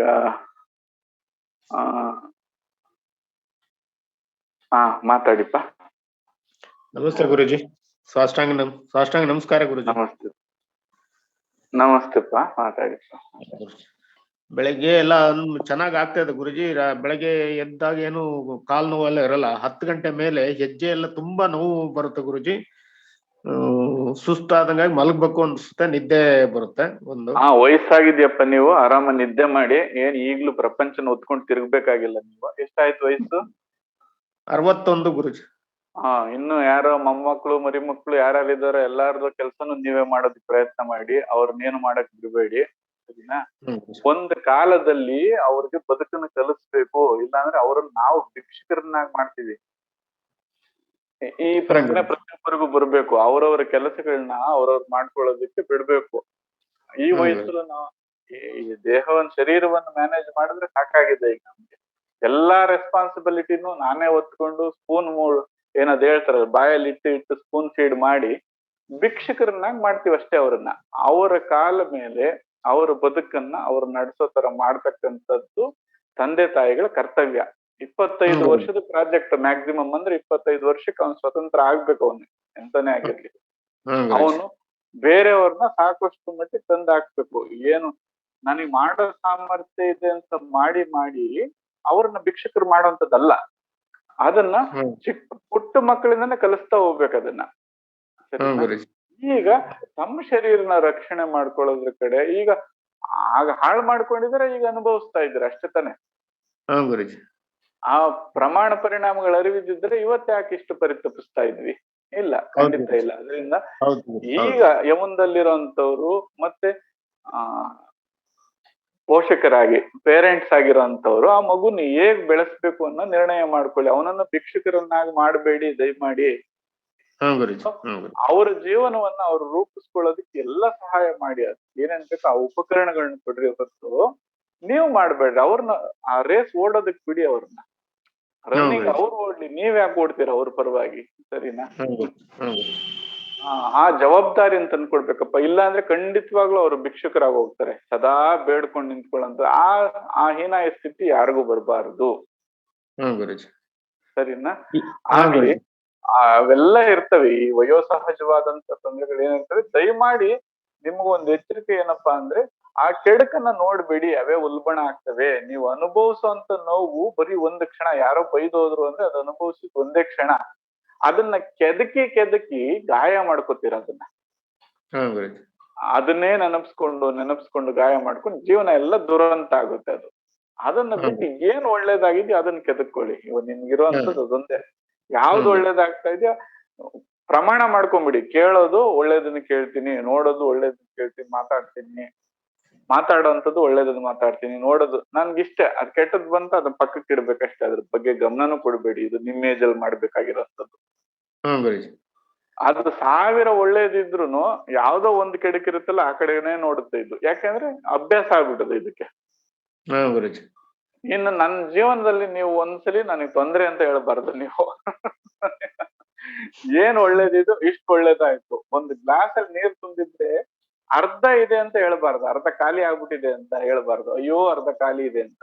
ಅರ್ಧ ತುಂಬಿದೆ ಅಂತ ನೋಡ್ಬೇಕು. ಹಾ ಗುರೂಜಿ. ನೀರು ಅಯ್ಯೋ ಅರ್ಧ ನೀರಿದೆ, ಎಷ್ಟು ತುಂಬಿದೆ ನೋಡಿ, ಅರ್ಧ ಇದೆ ಅಂತ ಹೇಳ್ಬೇಕು ಹೊರತು ಅಯ್ಯೋ ಅರ್ಧ ಖಾಲಿ ಕೊಟ್ರಲ್ಲ ಅಂತ. ಆ ಬದುಕನ್ನ ಎರಡೂ ರೀತಿಲಿ ನೋಡ್ಬೋದಾತ. ಹೌದು ಗುರೂಜಿ. ಒಳ್ಳೆ ರೀತಿಯಲ್ಲಿ ನೋಡಿ ಬದುಕನ್ನ. ಅದ್ ಏನ್ ಒಳಿತಿದೆ ಅದ್ರ ಕಡೆನೇ ನೋಡ್ತಾ ಹೋಗಿ. ಆ ಭಾವ ಎಲ್ಲಿ ಏನಾದ್ರೂ ಶುರುವಾಯ್ತು ಅಂದ್ರೆ ಯದ್ ಭಾವಂ ತದ್ ಭವತಿ. ಒಳ್ಳೇದನ್ನ ನೋಡಕ್ ಶುರು ಮಾಡಿದ್ರೆ ಅಂದ್ರೆ ಒಳ್ಳೇದೇ ಆಗುತ್ತೆ. ಸಮಸ್ಯೆ ತೊಂದರೆಗಳನ್ನ ನೋಡಕ್ ಶುರು ಮಾಡಿದ್ರೆ ಜಗತ್ತೆಲ್ಲ ಬರೀ ತೊಂದರೆಗಳೇ ಕಾಣಿಸ್ತದೆ. ಏನಪ್ಪಾ ನಿಮ್ ಏಜ್ ಅಲ್ಲಿ ಇದು ನೋಡುವಂಥದ್ದು ಅಲ್ವೇ ಅಲ್ಲ. ಹಾ ಗುರೂಜಿ. ಈಗ ಹಗ್ಲತ್ತಲ್ಲಿ ನಿದ್ದೆ ಮಾಡ್ಬೋದಲ್ಲ ಗುರೂಜಿ? ತೊಂದರೆ ಇಲ್ಲ. ಅಂದ್ರೆ ವಿಶ್ರಾಂತಿ ತಗೋಬೇಕೆ ಹೊರತು ನಿದ್ರೆ ಮಾಡ್ಬಾರ್ದಪ್ಪ. ಸರಿನಾ? ಅದಕ್ಕೆ ವಿಶ್ರಾಂತಿ ಕೊಡಿ ಅಷ್ಟೇ. ಸರಿ. ಒಂದ್ ಒಳ್ಳೆ ಚೇರಲ್ಲಿ ಕೂಡ್ಸಿ ಅಥವಾ ಅದಕ್ಕೆ ಬೇಕಾದಂತ ಇದು ಕೊಡಿ ಬಿಟ್ರೆ ಹಗಲು ನಿದ್ದೆ ಆರೋಗ್ಯಕ್ಕೆ ಒಳ್ಳೇದಲ್ಲ, ಖಂಡಿತವಾಗೂ ಒಳ್ಳೇದಲ್ಲ. ಸ್ವಲ್ಪ ಬೇಗ ಮಲಗಿ ರಾತ್ರಿ ಸರಿ ಹೋಗುತ್ತೆ.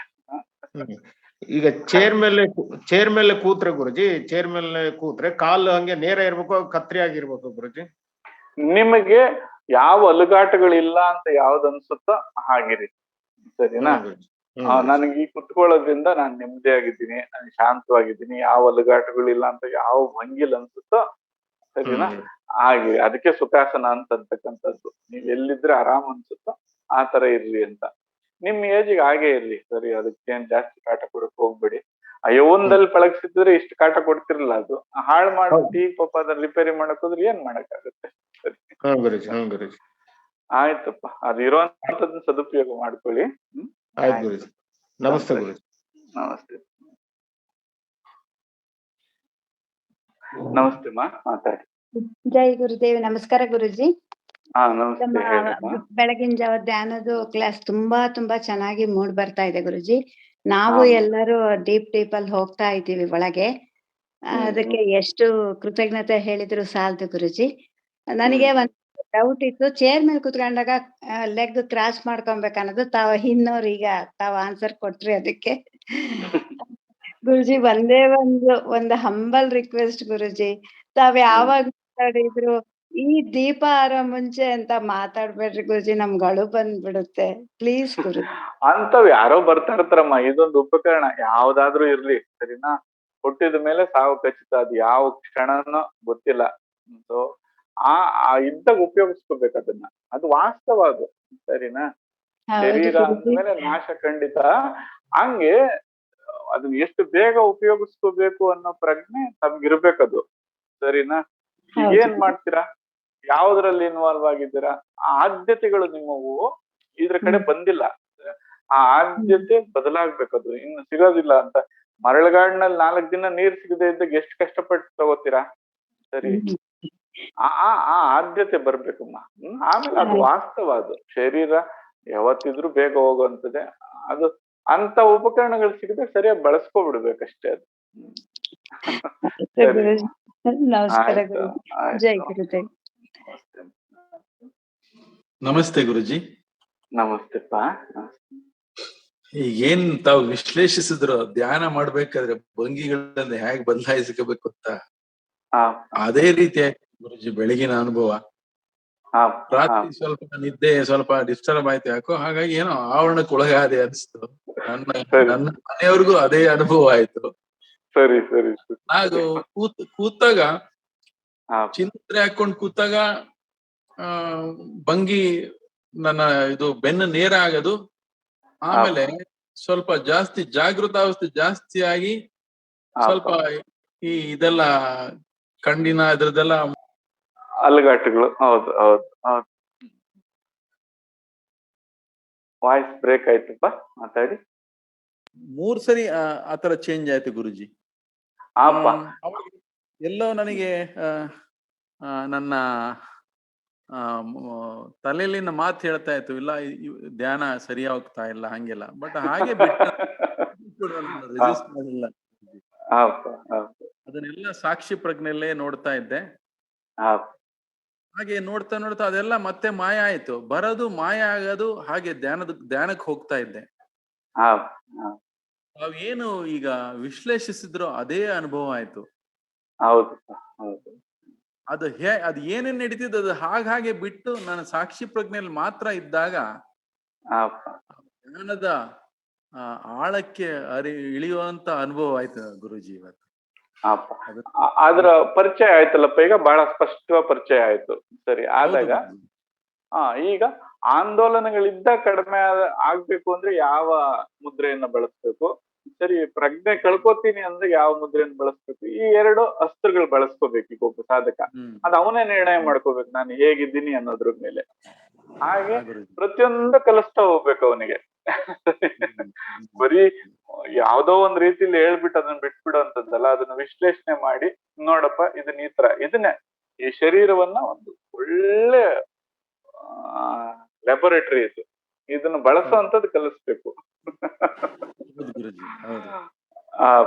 ಸೊ ಇದನ್ನ ಆಮೇಲೆ ಬರೀ 2-3 ದಿನದಲ್ಲಿ ಎಷ್ಟೊಂದು ಅನುಭವ ಆಗ್ತಾ ಇದೆಯಲ್ಲಪ್ಪ, ಇನ್ನು ಇಡೀ ಜೀವನದಲ್ಲಿ ಇದನ್ನ ಹೇಗೆಲ್ಲ ಬಳಸ್ಕೋಬಹುದು ಇದನ್ನ. ಬಹಳ ಅದ್ಭುತವಾದಂತ ಅನುಭವ. ತಮಗೆ ಸಾಷ್ಟಾಂಗ ನಮಸ್ಕಾರಗಳು. ಮತ್ತೊಮ್ಮೆ ನನ್ನ ನಮಸ್ಕಾರಗಳು ಗುರುಜಿ. ಆಮೇಲೆ ನಿರಂತರವಾಗಿ ಇಟ್ಕೋಬೇಕಪ್ಪ ಇದನ್ನ. ಹೇಳಿದ್ವಲ್ಲ, ಈಗ ಹೇಗೆ ಪ್ರತಿನಿತ್ಯ ಊಟ ಮಾಡ್ತೀವ, ಪ್ರತಿ ಕ್ಷಣ ಗಾಳಿ ಸೇವಿಸ್ತೀವ, ಹಾಗೆ ಇದು ಒಂದು ಜೀವನದ ಅಂಗ. ಪ್ರತಿನಿತ್ಯ ಬೇಕೇ ಬೇಕಪ್ಪ ಅಂತ ಇಟ್ಕೊಂಡ್ರೆ ನಿಜವಾಗ್ಲೂ ಸಾರ್ಥಕ ಅನ್ಸುತ್ತೆ ಬದುಕು. ಇಲ್ಲ ಅಂದ್ರೆ ಸಂತೆಗೆ ಬಂದ್ವಿ, ಏನನ್ನ ಕಾಣದೆ ಸುಮ್ನೆ ಆವರಣಕ್ಕೊಳಗಾಗಿ ಬದುಕು ಹೊರಟೋಗ್ತೀವಿ ಅಷ್ಟೇ. ಹಾಗಪ್ಪ, ಬಹಳ ಸಂತೋಷ ಆಯ್ತು. ನಮಸ್ತೆ ಗುರುಜಿ. ನಮಸ್ತೆಮ್ಮ. ನಮಸ್ತೆ ಗುರುಜಿ. ಹೊಸದಾಗಿರೋರ್ಗು ಒಂದು ಸಜೆಷನ್ ಇದೆಯಮ್ಮ. ಏನಂದ್ರೆ ಈ ಗುರುಕಾರುಣ್ಯ ಅನ್ನೋ ಇದ್ರಲ್ಲಿ ಸಾಕಷ್ಟು ಸತ್ಸಂಗಗಳು ನಡ್ಕೊಂಡ್ ಬಂದಿದೆ, ಅದನ್ನೆಲ್ಲ ಕೇಳ್ತಾ ಇದ್ದೆ. ಆಮೇಲೆ ಈ ಧ್ಯಾನಕ್ಕೆ ಪೂರ್ವ ಸಿದ್ಧತೆ ಅಂತ ಒಂದು 9 ಇವತ್ತಿಂದ ಸೇರಿ 9 ಇವಿದಾವೆ ವಿಡಿಯೋಸ್. ಇವುಗಳನ್ನೆಲ್ಲ ಸ್ವಲ್ಪ ನೋಡ್ತಾ ಇದ್ರೆ ನಿಮ್ಗೆ ಇನ್ಫಾರ್ಮೇಶನ್ ಸಿಗುತ್ತಮ್ಮ. ಅದಕ್ಕೆ ಅದನ್ನ ತಗೊಂಡು ಅದನ್ನ ಫಾಲೋ ಮಾಡ್ಕೊಳ್ರಮ್ಮ. ಇಲ್ಲಾಂದ್ರೆ ಮತ್ತೆ ನಾನು ಅದನ್ನೇ ರಿಪೀಟ್ ಮಾಡ್ತಾ ಹೋಗ್ತೀನಿ. ಆಮೇಲೆ ಈಗ ಸುಮ್ನೆ ಭಾಗವಹಿಸಿ, ಪರವಾಗಿಲ್ಲ. ನೀವು ಬೆಳಗಿನ ಧ್ಯಾನ ಕಾರ್ಯಕ್ರಮದಲ್ಲಿ ಭಾಗವಹಿಸಿ, ಅದರಿಂದ ಎಷ್ಟೋ ಉಪಯೋಗ ಆಗುತ್ತೆ. ಆದ್ರೆ ಹೇಗ್ ಮಾಡ್ಬೇಕು ಅನ್ನೋದು ಇವತ್ತು ಆಲ್ಮೋಸ್ಟ್ ಎಲ್ಲ ಕವರ್ ಮಾಡಿದ್ವಿ. ಇದೇ ತರ 9 ಶೀರ್ಷಿಕೆಗಳಿದ್ದಾವೆ, ಬಿಡುವಾಗಿದ್ದಾಗ ಅದನ್ನ ನೋಡ್ಕೊಂಡು ಹಾಗೆ ಮಾಡ್ಕೊಳ್ರಮ್ಮ. ಅದನ್ನ ಬಿಟ್ಟು ಬೇರೆ ಏನಾದ್ರು ಪ್ರಶ್ನೆ ಇತ್ತಮ್ಮ? ಬೇರೆ ಏನಾದ್ರು? ಅದು ಬಿಟ್ಟು ಪ್ರಶ್ನೆ ತುಂಬಾ ತಲೆನೋವಿದೆ ಗುರುಜಿ. ಅದು ದೈಹಿಕ ಕಾರಣಗಳಿರ್ಬೋದಮ್ಮ. ಅದನ್ನ ಮಲ್ಲಿಕಾರ್ಜುನ್ ಡಂಬಾಳ್ ಅಂತ ಒಬ್ರು ಡಾಕ್ಟರ್ ಇದಾರೆ, ಸರಿನಾ, ಆಯುರ್ವೇದ ಡಾಕ್ಟರ್. ಆ ಸಮಸ್ಯೆನ ನೀವು ಅವ್ರ ಹತ್ರ ಬಗೆಹರಿಸ್ಕೊಡ್ರಮ್ಮ. ಓಕೆ ಗುರುಜಿ. ಶಮಂತ್ ಅವ್ರಿಗೆ ಅಥವಾ ಈ ಗ್ರೂಪ್ ಅಲ್ಲಿ ನಿಮ್ಗೆ ಯಾರನ್ನಾದ್ರೂ ಕೇಳಿದ್ರೆ ಕೊಡ್ತಾರ ನಿಮ್ಗೆ ಓಕೆ ನಂಬರ್. ಹ್ಮ್. ಗೀತಾ ಅವ್ರಿಗೆ ಅವ್ರದ್ದು ಮಲ್ಲಿಕಾರ್ಜುನ ಅವರ ನಂಬರ್ ಕೇಳ್ತೀನಿ. ಅದನ್ನ ಆ ದೈಹಿಕ ಸಮಸ್ಯೆಗಳು ಅವ್ರ ಹತ್ರ ಡಿಸ್ಕಸ್ ಮಾಡಿ ಅದನ್ನ ಪರಿಹರಿಸ್ಕೊಳ್ತೀನಿ. ಓಕೆ. ಆಯ್ತು, ಸಂತೋಷ ಸಂತೋಷ. ನಮಸ್ತೆ.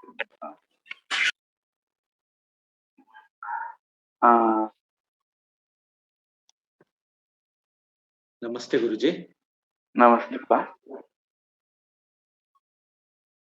ಮಾತಾಡಿಪ್ಪ. ಅಮ್ಮ ಮಾತಾಡ್ತಾರಂತೆ ಗುರುಜಿ. ಕೊಡ್ರಿ.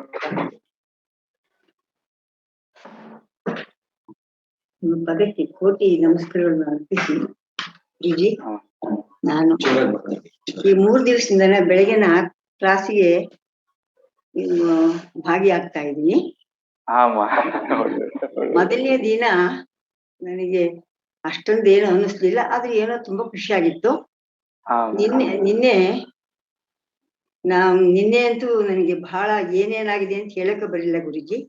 ಆಮೇಲೆ ಹೌದು ಗುರುಜಿ, ನಾನು ಈಗ 20 ವರ್ಷದಿಂದನೂ SSY ಅಂತ ಒಂದು ಕ್ಲಾಸ್ ಅಟೆಂಡ್ ಮಾಡಿ ಅದ್ರ ಪ್ರಯುಕ್ತ ಇವು ಪ್ರಾಣಾಯಾಮ ಮಧ್ಯಾಹ್ನ ಹೊತ್ತು ಧ್ಯಾನ ಮಾಡ್ತಿದ್ದೀರಾ ಗುರುಜಿ. ಅದು ಇಲ್ಲಿವರೆಗೂ ಮಾಡ್ತಾನೆ ಇದ್ದೀನಿ. ಇವತ್ತೊಂದು ವಿಶೇಷ ಅನುಭವ ಏನಾಯ್ತು ಅಂದ್ರೆ, ಮಧ್ಯಾಹ್ನ ಧ್ಯಾನ ಮಾಡ್ತಾ ಕುತ್ಕೊಂಡೆ ಗುರುಜಿ. ಧ್ಯಾನ ಮಾಡ್ಬೇಕಾದ್ರೆ ದಿನನಿತ್ಯ ಮಾಡ್ದಂಗೆ ಮಾಡ್ತಿದ್ದೆ, 20 ನಿಮಿಷ ಮಾಡ್ತಿದ್ದೆ. ಇವತ್ತು ಮಾಡ್ಬೇಕಾದ್ರೆ ನಿನ್ನೆ ರಾತ್ರಿ ನೀವು ಹೇಳಿದ್ರಲ್ಲ ಆ ಪ್ರಕಾರದಲ್ಲಿ ಈ ಹೆಬ್ಬೆಟ್ಟನ್ನ ಈ ಭಾಗದಲ್ಲಿ ಇಟ್ಟು ನಾನು ಇದನ್ನ ಚಿನ್ಮಯ ಮಿಷಿನ್ ನಲ್ಲಿ ಭೂಮದ ಅದನ್ನ ಮಾಡಿ ಹೆಬ್ಬೆಟ್ಟಲ್ಲಿ ಇಟ್ಕೊಂಡು ನಾನು ಮಾಡ್ತಾ ಇದ್ದಂಕನೆ ನನಗದ್ ಏನ್ ಅನುಭವ ಆಯ್ತೋ, ಕೆಳಗಡೆಯಿಂದ ನನ್ನ ಶರೀರ ತುಂಬಾ ಬೆಳಕಿನ ಒಂದು ಅನುಭವ ಆಯ್ತು. ನಂಗೆ ಬಹಳ ಅದ್ ಏನ್ ಮಾಡ್ಬೇಕು ಅಂತ ಗೊತ್ತಾಗ್ಲಿಲ್ಲ. ಒಂದ್ 5 ನಿಮಿಷ ಹಂಗ್ ಮಾಡ್ದೆ, ಮತ್ತೆ ಅದನ್ನ ಚಿನ್ಮಯ ಮುದ್ರೆಯಲ್ಲಿ ಇಟ್ಕೊಂಡೆ. ಮತ್ ಹಿಂದಿನ ಇತ್ತು, ಮತ್ ನೋಡೋಣ ಅಂತ ನನ್ಗೆ ಮತ್ತೆ ಬಟ್ಟಿಲಿ ಇಟ್ರೆ ಗುರುಜಿ ನಂಗೆ ತುಂಬಾ ಅಂದ್ರೆ ಅದ್ ಹೇಳಕ್ಕೆ ಬರಲ್ಲ ಗುರುಜಿ. ಆಶೀರ್ವಾಣದಿಂದ ನನಗೆ ಅದು ಏನ್ ಅನುಭವ ಆಯ್ತೋ ಗೊತ್ತಿಲ್ಲ. ತುಂಬಾ ಬಹಳ ಹಗುರವಾಗಿದ್ದೀನಿ 3 ದಿವಸದಿಂದನೂ. ಏನ್ ಕೆಲಸ ಮಾಡೋಣ ಏನ್ ಬಿಡೋಣ ಅಂತ ಉತ್ಸಾಹ, ನಂಗೆ ಆಯಾಸನೇ ಇಲ್ದಂಗಾಗಿದೆ ಗುರುಜಿ. ಎಷ್ಟು ವಯಸ್ಸಮ್ಮ ಈಗ ಇದೆ? 84 ತುಂಬ 85 ವರ್ಷ ಗುರುಜಿ. ಗುರುದೇವ, ಉತ್ಸಾಹ ನೋಡಿಮ್ಮ ಈ ವಯಸ್ಸಲ್ಲಿ ಎಷ್ಟು ಚೆನ್ನಾಗಿದೆ. ನಿಮ್ಮಂತರ ಆಶೀರ್ವಾದ ಗುರುಜಿ. ಅದು ನಾನು ಧ್ಯಾನ ಮಾಡಿದ್ಮೇಲೆ ಬಂದು ರೊಟ್ಟಿ ಮಾಡ್ದೆ, ಒಂಚೂರು ಸಣ್ಣ ಪುಟ್ಟ ಕೆಲಸ ಮಾಡಿ ಹೋಗಿ ಒಂದ್ ಸ್ವಲ್ಪ ಹೊರಗಡೆ ಗಾರ್ಡನ್ ಅಲ್ಲಿ ಕೆಲಸ ಮಾಡ್ದೆ. ಇದು ಮಾಡ್ಬೇಕು ನಂತ ಉತ್ಸಾಹ. ಆಮೇಲೆ ಹೌದು ಗುರುಜಿ, ಆಮೇಲೆ ನನ್ ಮಗ ಬಂದಮ್ಮ ಇವತ್ತಿನ ಹೇಗಿತ್ತು ಅಂದ. ನಾನು ಅವನ ಹತ್ರ ಹೇಳ್ಕೊಂಡೆ, ಮುತ್ತು ಹೀಗ ಆಗ್ಬಿಡ್ತಪ್ಪ ಅಂತ. ಅವನು ನನಗೆ ಬಂದ್ಬಿಟ್ಟು ತುಂಬಾ ಖುಷಿ ಪಟ್ಟು, ಇಷ್ಟು ದಿವ್ಸಕ್ಕೆ ಹಿಂಗಾಗಿದ್ಯಮ್ಮ ನಿಂಗೆ ಅಂದ. ಜನ್ಮಾಂತಗಳ ಪುಣ್ಯ ಗುರುಜಿ, ನನ್ಗೆ ಹೆಂಗೆ ಹೇಳ್ಬೇಕು ಗೊತ್ತಾಗ್ತಾ ಇಲ್ಲ ಗುರುಜಿ. 4 ಗಂಟೆಗೆ ದಿನ ನನಗೆ ವಾರಕ್ಕೆ 3 ದಿನ ನಿದ್ದೆ ಬರ್ತಿರ್ಲಿಲ್ಲ. ಬೆಳಗ್ಗೆ ಆಯಾಸ. ಇವಾಗ 3 ದಿವಸದಿಂದ 4 ಗಂಟೆಗೆ ಎದ್ರು ಆಯಾಸ ಗೊತ್ತಾಗ್ತಾ ಇಲ್ಲ. ನಿಮ್ಮ ಇದು ಎಲ್ಲ ನನ್ನ ಶರೀರ ತುಂಬಾ ಚೈತನ್ಯವಾಗಿ ತುಂಬಿಟ್ಟಿದೆ ಗುರುಜಿ. ಹೌದು, ಪ್ರೇರಣೆ ಎಲ್ಲಾ ಕಡೆ ಹರಡ್ತಾ ಇದೆ, ಸದುಪಯೋಗ ಮಾಡ್ಕೊಬೇಕು. ಆಯ್ತು ಗುರುಜಿ. ಒಳ್ಳೇದು. ನಮಸ್ತೆ. ಮೃತ್ಯುಂಜಯ, ತಾವು ಮಾತಾಡ್ತೀರಪ್ಪ? ಆಮೇಲೆ ಮಾತಾಡ್ತೀರಪ್ಪ. ಹಲೋ, ನಮಸ್ತೆ ಮಾತಾಡೋಣ.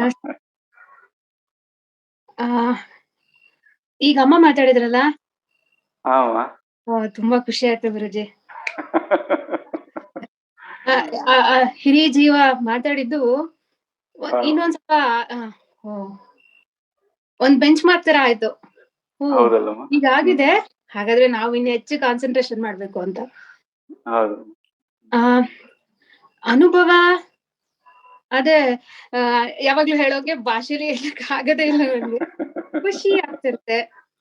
ಅದೇ ಖುಷಿಗಿಂತ ಆನಂದ, ಏನು ರೀಸನ್ ಇಲ್ದೆ ಆನಂದ. ಆಮೇಲೆ ನನ್ಗೆ ಯಾವಾಗ್ಲೂ ಪ್ರೋಗ್ರಾಮ್, ಬೆಳಿಗ್ಗೆ ಎದ್ದ ತಕ್ಷಣ ಇದಾಗ್ಬೇಕು ಅದಾಗ್ಬೇಕು ಆದ್ರೆ ಈಗ ನನ್ ಪ್ರೋಗ್ರಾಮ್ ಅಲ್ಲಿ ಇಲ್ವೇ ಇಲ್ಲ. ಅದಾಗ್ತಾ ಇದ್ರೆ ನಾನ್ ಮಾಡ್ತಾ ಇದೀನಿ ಅಷ್ಟೇ. ನಂಗೆ ಪ್ರೋಗ್ರಾಮ್ ಇಲ್ದೇನೆ ಒಂದ್ ಇಡೀ ದಿನನ ಕಳಿಯಕ್ಕೆ ಬರ್ತಾ ಇರ್ಲಿಲ್ಲ. ಈಗ ಪ್ರೋಗ್ರಾಮೇ ಬೇಡ ನಂಗೆ. ಏನು ಪ್ಲಾನ್ ಮಾಡೋದ್ ಬೇಡ, ಅದಾಗತ್ತೆ. Self ಅದಕ್ಕೆ mode. ಎಷ್ಟು ಬೇಕೋ Self ಅಷ್ಟು mode. ಮಾಡ್ಬೇಕು ಅಷ್ಟೇ. ಆ ತರ ಅನ್ನಿಸ್ತಾ ಇದೆ. ಹಾಗೆ ಆಟೋ ಮೋಡ್ ಅಂತಿರಲ್ಲಮ್ಮ ಇದಕ್ಕೆ, ಆಟೋ ಆಟೋ ಮೂಡು. ನನಗೆ ಈಗ ನಾನಾ ಅನುಭವ ಹೇಗಾಗ್ತಿದೆ ಅಂದ್ರೆ, ಏನೋ ಒಂದು ನಾನ್ ಕ್ಯಾಮ್ರಾ ನನ್ ಮುಂದೆ ಎಲ್ಲಾ ನಡೀತಾ ಇದೆ, ನಾನ್ ಕ್ಯಾಮ್ರಾದಲ್ಲಿ ಕ್ಯಾಪ್ಚರ್ ಮಾಡ್ತಾ ಇದೀನಿ. ಕ್ಯಾಪ್ಚರ್ ಮಾಡಿ ಒಳಗೊಬ್ಬ ಇದ್ದಾನೆ, ಅವನಿಗೆ ಮೆಸೇಜ್ ಕೊಡ್ತಾ ಇದೀನಿ. ಅದೇ ನಾನ್ ನೋಡ್ತಾ ಇದೀನಿ, ನನಗೆ ಅದ್ರ ಬಗ್ಗೆ ಯಾವ್ದೇ ತರ ಅಟ್ಯಾಚ್ಮೆಂಟ್ ಇಲ್ಲ. ಕಣ್ ಮುಚ್ಚಿದ್ರೆ ಏನು ಕಾಣಲ್ಲ, ಅದಕ್ಕೆ ಕ್ಯಾಮ್ರಾ ಆಫ್ ಮಾಡಿದ್ರೆ ಏನು ಕಾಣಲ್ಲ, ಕ್ಯಾಮ್ರಾ ಆನ್ ಮಾಡಿದ್ರೆ ಎಲ್ಲ ನಾನು ಆಫ್ ಮಾಡ್ಕೊಳ್ಳೋದು ಆನ್ ಮಾಡ್ಕೊಳ್ಳೋದು ಅಷ್ಟೇ ಈಗ ನನಗೆ ಅನಿಸ್ತು. ಆಮೇಲೆ ಇವತ್ತಿನ ಸತ್ಸಂಗದಲ್ಲಿ ಗುರುಜಿ ನೀವ್ ಹೇಳಿದ್ರಿ 3 ಹುಲಿಗಳನ್ನ ಗೆಲ್ಬೇಕು ಅಂತ. ಆ 3ನ್ನ ಇದುವರೆಗೂ ಯಾರು ಹುಲಿನೇ ಅಂದೇ ಹೇಳಿರ್ಲಿಲ್ಲ ನಮ್ಗೆ. ಜಾಗ್ರತೆ, ಸ್ವಪ್ನ, ಸುಷುಪ್ತಿ. ನಾನ್ ಆಕ್ಚುಲಿ ಜಾಗೃತೆಯಿಂದ ಇರ್ಬೇಕು, ಸ್ವಪ್ನ ಬೇಡಾದ್ರೂ ಬಂದ್ಬಿಡುತ್ತೆ, ಸುಷುಪ್ತಿ ಗೊತ್ತೇ ಆಗಲ್ಲ. ಅಲ್ಲಿಗೆ ಹೋಗ್ಬೇಕು ಅಂತಿದ್ದೆ, ಆದ್ರೆ ಅದನ್ನು ನೀವು ಹುಲಿ ಅನ್ಬಿಟ್ರಿ. ಅದಕ್ಕೆ ನಂಗೆ ಜಾಗೃತ ಆಗ ನಿಜವಾಗ್ಲೂ ಚತುರ್ಥ ಅಂತ ಕರಿತೀವಿ. ಆಗ ತುರ್ಯದ ಆ ತುರ್ಯ ಅಂದ್ರೆ ಏನು ಅಂತ ಆಗುತ್ತೆ. ಅದೇ ನಾನೀಗ ಅದನ್ನೇ ಕೇಳ್ಬೇಕು ಅಂತಿದ್ದೆ. ಜಾಗ್ರತ್, ಸ್ವಪ್ನ, ಸುಷುಪ್ತಿ ಆದ್ಮೇಲೆ ಯಾವ್ದು ಬರುತ್ತೆ? ಚತುರ್ಥ. ಅದ್ರ ಬಗ್ಗೆ ಒಂಚೂರ್ ಹೇಳಿ ಗುರುಜಿ. ಇವುಗಳ ಅನುಪಸ್ಥಿತಿ ಅಮ್ಮ, ಜಾಗೃತ, ಸ್ವಪ್ನ, ಸುಷುಪ್ತಿಗಳು, ಅವುಗಳ ಅನುಪಸ್ಥಿತಿ ಭಾಷೆಗೆ ನಿಲುಕಲ್ಲ. ಯಾವ್ದು ಅರಿಬೇಕು ಅದಕ್ಕೆ ಖಂಡಿತವಾಗ್ಲೂ ಅರ್ಥ ಆಗುತ್ತೆ. ಅದನ್ನ ಭಾಷೆಗೆ ಹೇಳಿದ್ವಿ ಅಂದ್ರೆ ಈ 3 ಕೆಟಗರಿಯಲ್ಲಿ ಯಾವ್ದೋ ಒಂದಕ್ಕೆ ಸೇರ್ಕೊಳ್ಳುತ್ತದೆ. ಆದ್ರೆ ವಾಕ್ ಅಂತ ಏನಿದೆ ಅದಕ್ಕೂ ಕೂಡ ಅಗೋಚರ. ವಾಕ್ಗಿನ್ನ ಸ್ವಲ್ಪ ಹೊರಗಡೆ ಇದೆ, ವಾಕ್ಗೊಂದು ಮಿತಿ ಇದೆ. ಆದ್ರೆ ಅದನ್ನ ಅಲ್ಲಗಳೆಯಕ್ಕಾಗಲ್ಲ. ಈಗ ಹೇಳದಲ್ಲ, ಕ್ಯಾಮ್ರಾ ಅದನ್ನ ಖಂಡಿತ ಕ್ಯಾಪ್ಚರ್ ಮಾಡ್ತೀವಿ. ಅವನು ಕ್ಯಾಪ್ಚರ್ ಅವನು ಅವನಿಗೆ ಅರ್ಥ ಆಗುತ್ತಾ ಭಾಷೆ ಏನು ಅಂತ. ಹಾಗೆ ಆ ಕ್ಯಾಪ್ಚರ್ ಮಾಡಿದವನಿಗೆ ಪಾಪ ಹೇಳಕ್ ಆಗಲ್ಲ ಅದೇನು ಅಂತ. ಹೇಳೋ ಅಂತವನಿಗೆ ಅದು ನಿಜವಾಗ್ಲೂ ಅದು ಸಿಗಲ್ಲ ಅದು. ಯಾಕಂದ್ರೆ ಇದು ಬೇರೆ ಕನ್ನಡಕ ಆಯ್ತು. ಈ ಅವಸ್ಥೆಗೆ ಸಿಕ್ಕಾಕೊಂಡೇ ಹೇಳ್ತಾ ಇದ್ಯಾ, ಈ ಕಡೆ ಇರೋಂಥದ್ದು. ಹೇಳೋದಕ್ಕೆ ಮನಸ್ಸು ಬುದ್ಧಿ ಬೇಕು. ಸರಿ, ಮನಸ್ಸು ಬುದ್ಧಿಗೆ ಎಟ್ಕೊಂತದ್ದಲ್ಲ ಅದು, ಅದ್ರ ಆಚೆ. ಆದ್ರೆ ಹಂಗಂತ ಇಲ್ಲ ಅಂತಲ್ಲ, ಆ ಕ್ಯಾಪ್ಚರ್ ಮಾಡೋನಿಗೆ ಅವನಿಗೆ ಅರ್ಥ ಆಗುತ್ತೆ, ಅವನ ಭಾಷೆಯಲ್ಲೇ ಅರ್ಥ ಆಗುತ್ತೆ. ಸೊ ತಾನು ತನ್ನನ್ನೇ ಅರ್ಥಕೊಳ್ಳುತ್ತೆ, ಆ ತಾನೇ ಆಗಿರುತ್ತದೆ. ಆದ್ರೆ ಈ 3ಗಳ ಲೇಪ ಇರಬಾರ್ದು. ಯಾವ್ದ್ರ ಲೇಪ? ಜಾಗ್ರತ್ ಲೇಪ ಇರಬಾರ್ದು, ಸ್ವಪ್ನದ ಲೇಪ, ಸುಷುಪ್ತಿ ಲೇಪದ ಇಲ್ದೆ ನಿಜವಾಗ್ಲು ಅದನ್ನ ಹೆಸರು ತುರ್ಯ ಅಂತ ಕರೆಯೋದು ಬೇಡ, ಅದು ಚತುರ್ಥ. ಇದಲ್ಲಪ್ಪ, ಇವು ಬಿಟ್ಟು ಇನ್ಯಾವ್ದು ಅದು ಅಂತ. ಮೇ ಬಿ ನನ್ನ ಎಕ್ಸ್ಪೀರಿಯನ್ಸ್ ಈ ತರ ಹೇಳ್ಬೋದೇನೋ, ಈ ತರ ಆಗ್ತಿದೆ ಗುರುಜಿ ನಮ್ಗೆ. ಅದನ್ನ ಭಾಷೆಗೆ ನಿಲ್ಕಲ್ಲ, ಭಾಷೆಗೆ ಹೇಳ್ಬಿಟ್ರೆ ಇದಕ್ಕೆ ಬಂತ ಇದು.